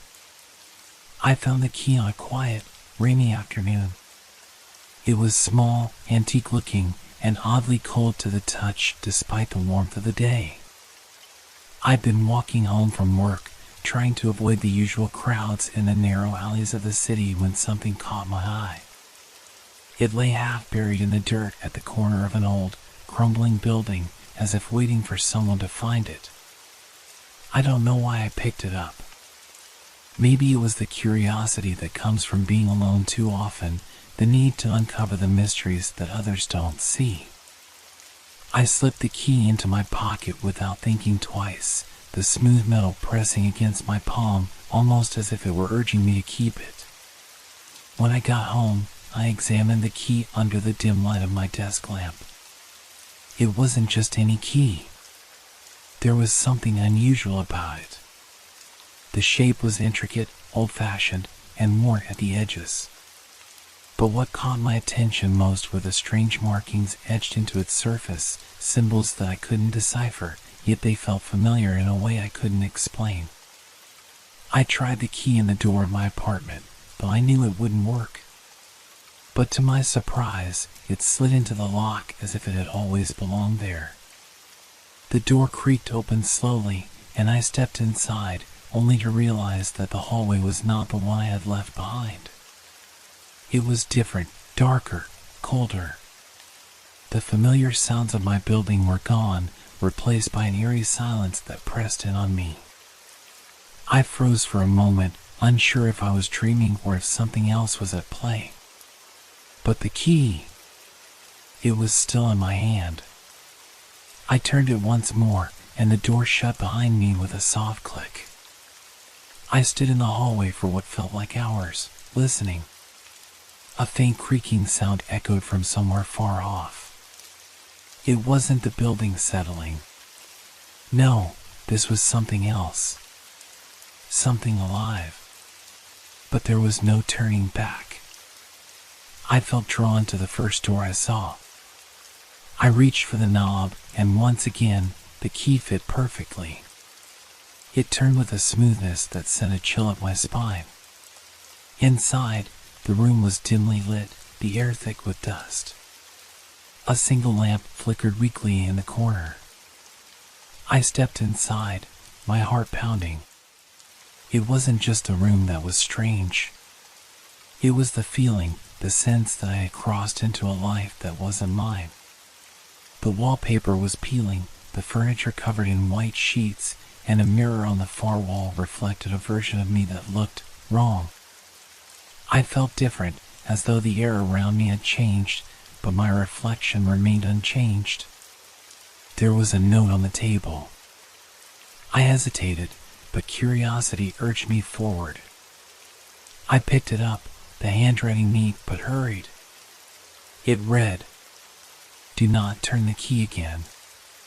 You cannot undo what you've started." My heart raced. I didn't understand. What did it mean? And who had written it? I glanced around, but the room seemed still. The silence, however, was heavier now, pressing against my ears. I turned to leave, but the key, it seemed to have a will of its own. Before I knew it, my hand was reaching for the door again. I knew I should stop. I could feel the danger creeping in, but the key slid effortlessly into the lock once more. It doesn't let you stop. That thought whispered through my mind as the door creaked open again. The second room I entered was different, colder, more foreboding. A single chair sat in the center, a chair that seemed to invite me to sit. The floor was covered in strange, unfamiliar symbols, like the ones on the key, and they pulsed faintly under my feet. There was a painting on the wall of a family, their faces blurred as if they were part of some forgotten dream. And there, on the chair, was another note. We are watching. You cannot escape now.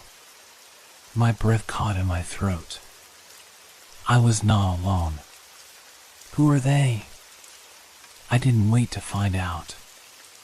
I turned to leave, but the door slammed shut with a force that rattled the walls. The key was still in my hand, and for the first time, I understood that it was no longer a choice. I had to turn it again. The door before me opened to another room. Another life. Another secret. And then, as the door closed behind me, I realized I had crossed a line. A line I could never uncross. A line between my own life and the lives of those I now invaded. I tried to resist. I wanted to stop, leave, go home, forget everything. But the key, the pull, was too strong. Every turn of that key opened a new door, a new life. I saw them all, the stories of people I had never met, the lives they led, the secrets they kept. But with every life I entered, I lost more of myself. I knew I had to stop. I had to put the key down. But I couldn't. The doors were too many, the temptation too strong. And somewhere deep inside, I knew that every life I touched, every secret I uncovered, was taking something from me. Something I couldn't get back. Something I would never even know I had lost. The key, it seems, has no end. And I don't know how much of me is left.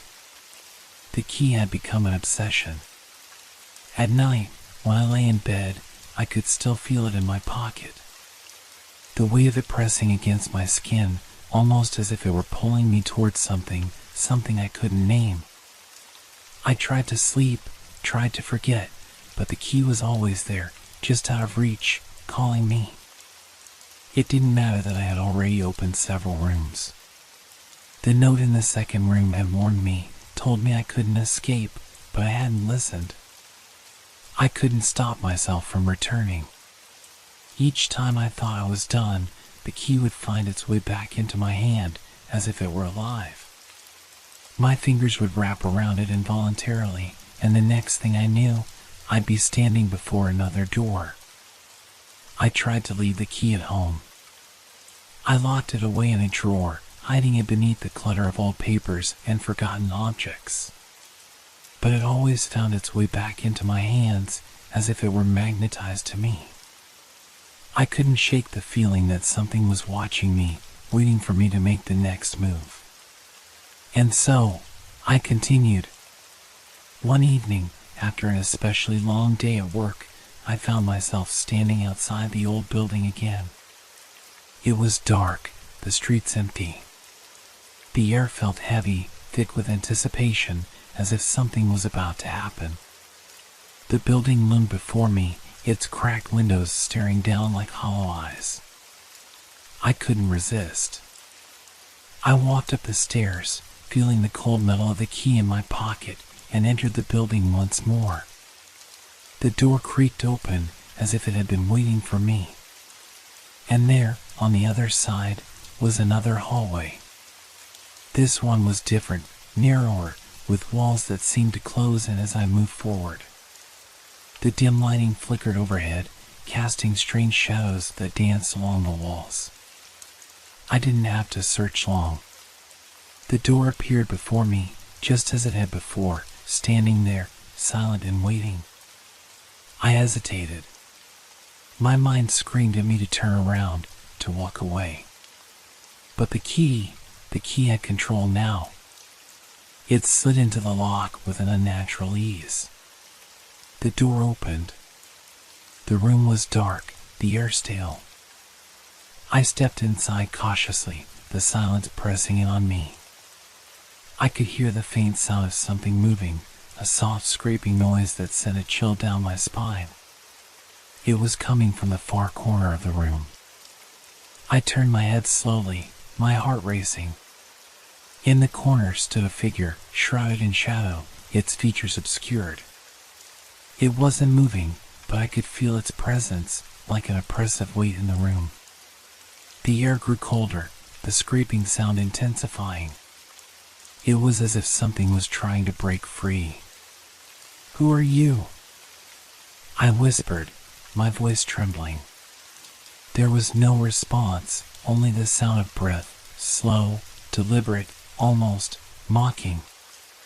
I tried to step back, but the door slammed shut behind me with a force that rattled my bones.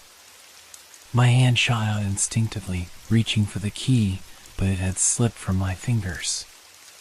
It was gone. The key was no longer in my hand. I couldn't breathe. The room seemed to close in around me, and the figure in the corner began to move, slowly, purposefully. The scraping sound was louder now, almost deafening. Then it spoke. "Why do you keep coming?" The voice was low, distorted, like it came from somewhere deep beneath the earth. "Don't you understand? You're not meant to be here. You're already part of the story, part of the lives you've unlocked. There is no way out." I staggered backward, my legs weak beneath me. My mind was a whirl of confusion and fear. What did it mean? How could this be real? The figure stepped closer, its form becoming clearer, but I still couldn't make out its face. It was wrong. A flicker of movement caught my eye. The key. It was lying on the floor, just a few feet away. I lunged for it, my fingers brushing against the cold metal. I grabbed it and held it tightly in my hand. The room seemed to sigh, the tension easing just slightly. The figure in the corner paused, as if sensing my decision. "Don't make the mistake of thinking you can control it," the figure warned. "You will never be the same." I didn't want to hear it. I didn't want to listen. But there was no stopping now. The key had chosen me. I turned the key in my hand and, with trembling fingers, unlocked the door to leave. The room faded into darkness as the door creaked open and I stumbled back into the hallway. But as I walked away, I felt it again, the pull.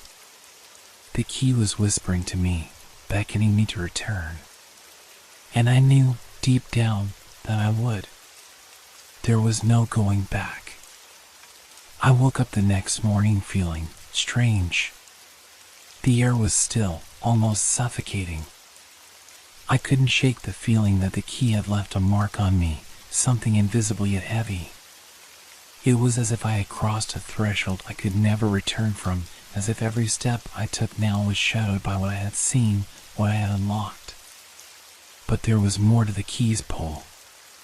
Every time I held it, it felt like it was a part of me, like it had always been with me, buried somewhere deep inside.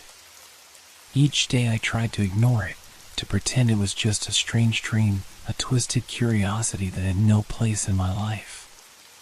But the key didn't care about my reluctance. It was an itch I couldn't scratch, a hunger I couldn't feed. I tried to move on with my life, to pretend that everything was normal. I worked, I ate, I spoke to people, but there was always a nagging emptiness at the back of my mind. The key had infected me, and I couldn't forget what it had shown me. The rooms, the secrets, they were all real. There were lives out there, hidden in plain sight, waiting to be uncovered. I knew I couldn't resist forever. It was a Thursday when it happened again. I had come home after a long day, tired and drained, just wanting to sleep. But when I walked through the door, the key was waiting for me. It wasn't in my pocket or on the table where I had left it. It was sitting, resting on the kitchen counter, as if it had been placed there deliberately. I could feel my pulse quicken. I stared at it for a long moment, my mind racing with thoughts I didn't want to entertain.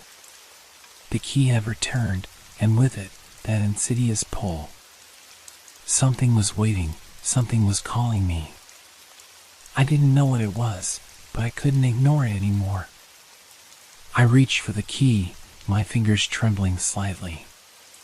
As soon as I touched it, a strange heat spread through my hand. The room felt warmer, the air thicker. I could hear a soft rustling sound coming from somewhere deep inside the walls. I closed my eyes for a moment, trying to steady my breath, but the sound continued. It was faint, like the scratching of nails against wood, growing louder with each passing second. The key burned in my hand. I didn't want to, but I couldn't stop myself. I grabbed my coat, slipped the key into my pocket, and left the apartment. The familiar streets felt different somehow, as if they too had changed overnight. The buildings loomed taller, the shadows darker. The air smelled strange, metallic and stale, like something had been disturbed. It was the same building, the one where I had first discovered the key's power. It seemed to be waiting for me, beckoning me back. The door creaked open when I touched it, as if it knew exactly who I was. I stepped inside, and immediately the feeling of being watched returned, stronger this time. I wasn't alone. The hallways stretched before me, endless and dark. I didn't know where I was going, but somehow, I knew exactly what I was doing. The key led me. Each turn, each door, each step, nothing felt like a choice. It was as if the building had become a part of me, and the key was guiding me down a path I couldn't resist. The door was there, the one I had found before. I reached for the knob, and the sound of my heartbeat filled my ears. The key slid into place with an unsettling click. When the door opened, I was not prepared for what awaited me. Inside the room, there was no furniture, no walls, no ceiling. There was only a vast emptiness. The floor was covered in a fine, black dust that seemed to absorb the light, and in the center of the room, a single figure stood. It was human, or it had once been. Now it was something else, something twisted and wrong, a shape that didn't quite make sense. Its eyes, if they could even be called eyes, glowed faintly, and its skin seemed to ripple, as if it were made of shadows. It turned toward me, its movement unnatural, jerky, like a puppet being pulled by invisible strings. "You're here," it said, its voice distorted and hollow, echoing in the vast emptiness. "You shouldn't have come. But now that you have, there's no turning back."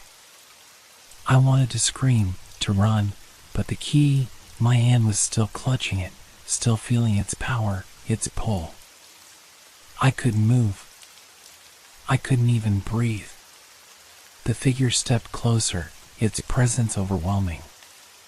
Every inch it moved made the room feel smaller, more suffocating. "You've unlocked the doors," it whispered.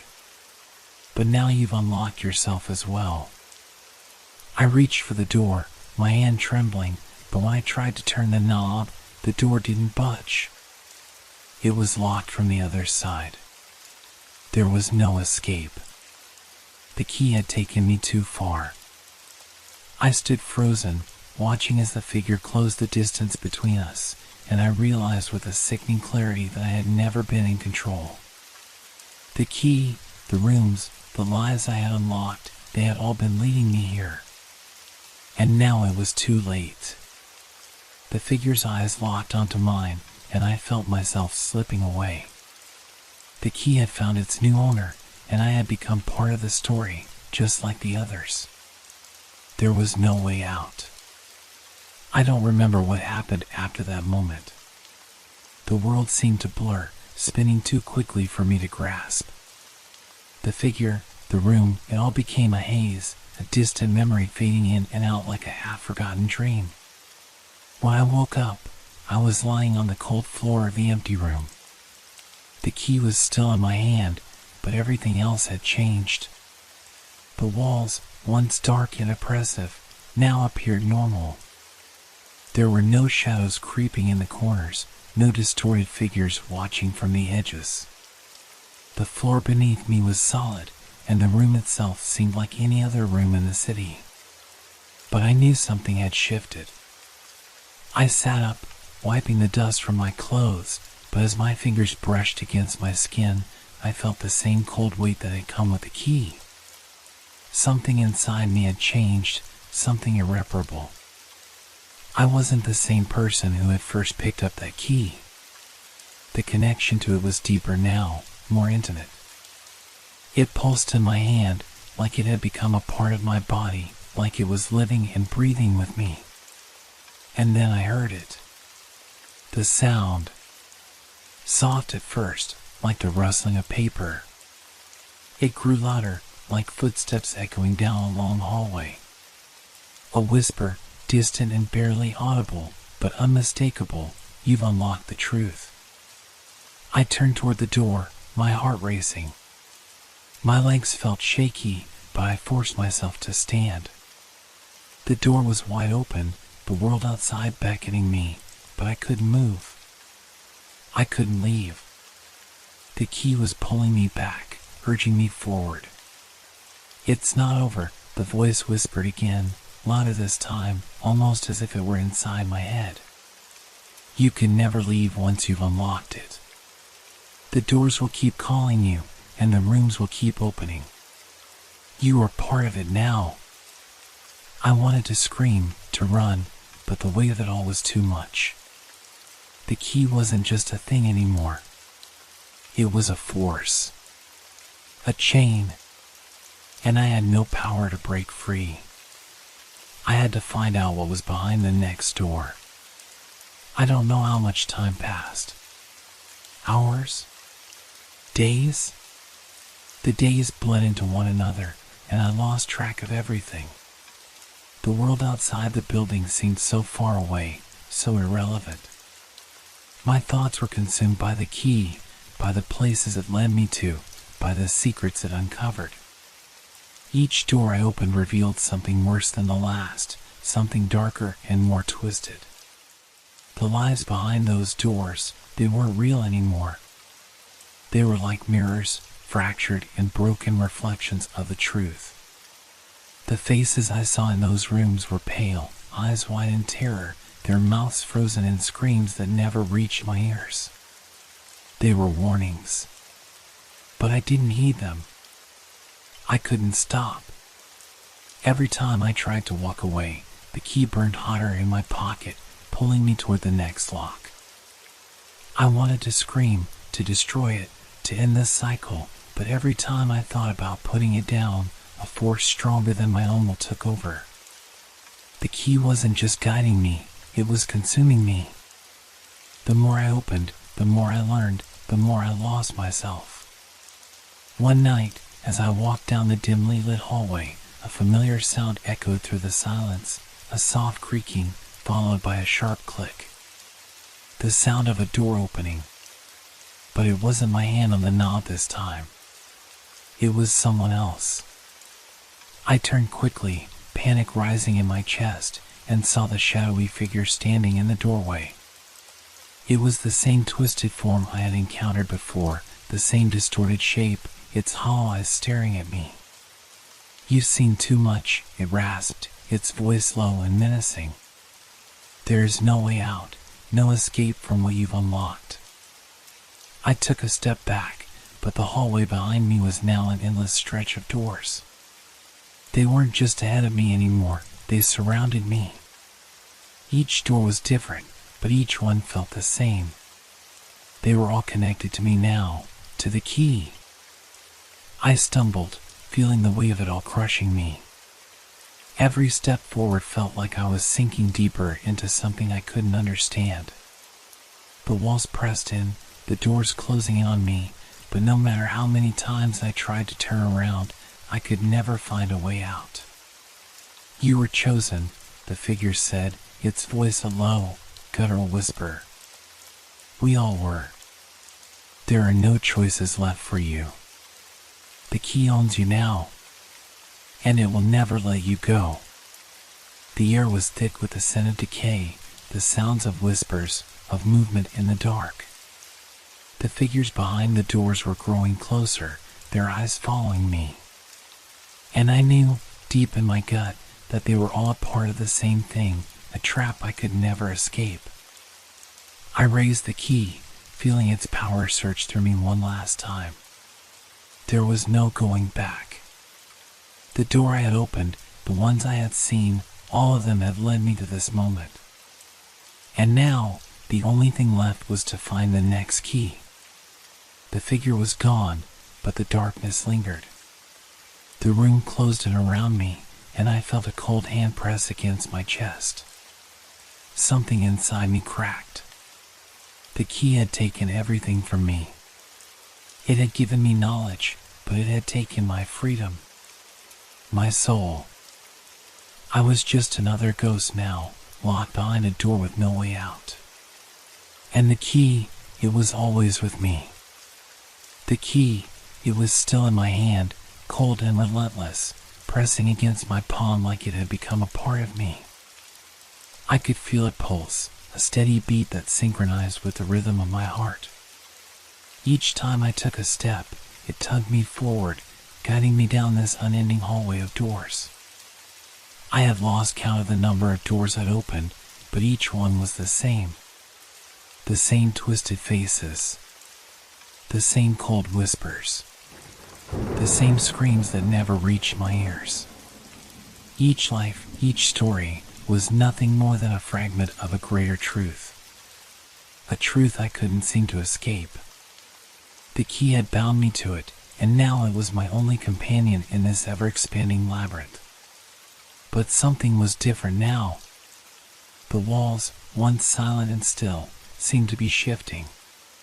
The doors I had passed over and opened were no longer just objects in my path. They had become a part of the growing darkness around me. They pressed in on all sides, their hinges creaking and groaning with a low, mournful sound that matched the aching heaviness in my chest. "You cannot stop it," a voice whispered from somewhere in the darkness. "It will never let you go." I wanted to scream, to throw the key down and run, but the terror kept me paralyzed. The key had taken my will, my sanity, and now it was taking my soul.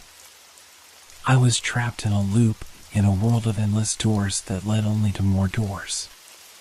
Every time I thought I had found the way out, another door would appear, more twisted than the last. More haunting. I looked at the key again, studying the intricate patterns on its surface, patterns that I had once dismissed as meaningless. Now, they seemed to move, to shift beneath my fingers as if alive. The symbols seemed to glow faintly, their edges blurred by the shadows that clung to them. They were pulling me deeper, pulling me towards something I couldn't understand but could no longer ignore. I reached for the door in front of me, feeling the weight of it in my hand, and hesitated. This one felt different. It was colder, as if the air around it had frozen. My fingers brushed the handle, and I could hear the soft rattle of the lock. I hesitated for just a moment longer, wondering what lay on the other side. But the pull of the key was too strong. It needed me to open it. With a sharp twist of the wrist, the door creaked open. What I saw on the other side was like nothing I had ever encountered. It wasn't a room or a place, it was a vast, empty void. A darkness so deep that it seemed to absorb everything, even the light that came through the open door. It stretched infinitely, and somewhere in the distance, I could hear the faint sound of something moving. Something, waiting. I stepped through, drawn in by the promise of something new, something that might give me the answers I had long been searching for. But the door slammed shut behind me before I could turn around. The sound echoed in the emptiness, a loud, sharp crack that made me flinch. I was alone now. The key, the darkness, the whispers, they were all I had left. My heartbeat quickened as I realized that I was no longer in the city, no longer in the world I once knew. I was somewhere else, somewhere far beyond the limits of time and space. The air was thick with dread, and I could feel the weight of the key in my hand, almost like a physical presence. It wasn't just an object anymore, it was the key to everything. It held the power to open all doors, to uncover all secrets. But at what cost? The shadows in the void began to shift, and figures emerged from the darkness. Faces, twisted and contorted, their eyes wide and lifeless. They reached for me with pale, gnarled hands, their mouths silently crying out for help. But I couldn't hear their voices. I couldn't help them. They were just like the others, trapped behind doors, lost to the key. And then I saw it. A figure in the distance, tall and imposing, its face obscured by the darkness. It stepped forward, and with each step, the shadows seemed to retreat, as if the figure were the only thing that could control them. "You shouldn't have opened it," the figure's voice was low and guttural, like the scraping of metal on stone. "You have seen too much. There is no escape now. You are part of the key, part of the story. And the story never ends." I wanted to run. I wanted to escape, but the key wouldn't let me. I raised it in my hand, the weight unbearable now, and I could feel its pull, its hunger. It was alive, feeding on my fear, my doubt. "The key chooses you," the figure continued, "and it never lets you go." I backed away, but the darkness followed, the shadows closing in. The key hummed in my hand, its power growing, its grip tightening around my soul. The figures in the void grew more numerous, more desperate, their hands reaching for me, their faces twisted in agony.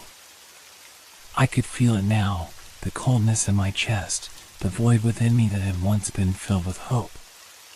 It was gone, replaced by the emptiness of the key. I was nothing more than another door, another part of the endless cycle. Another figure lost to the darkness. The figure in front of me stepped forward once more, its face finally revealed. It was me. But not me. It was the version of me that had come before, the one who had opened the first door, who had made the first choice. And now, I was him. I was the key.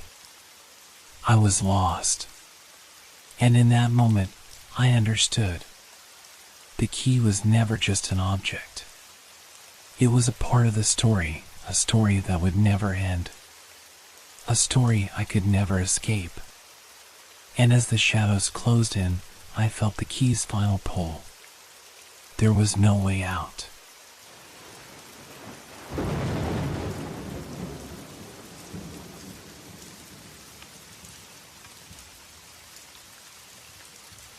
Thank you for making our stories part of your relaxation time. We hope they brought you a sense of peace and transported you to a world of fantasy and mystery.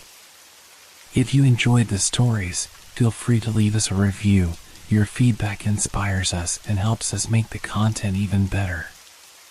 Now, unwind to the calming sounds of rain and thunderstorms, which will continue to set a tranquil mood. Let these sounds carry you gently into the realm of dreams. Don't forget to like our page if you haven't yet. Wishing you a restful night's sleep. Relax, rest well, and good night.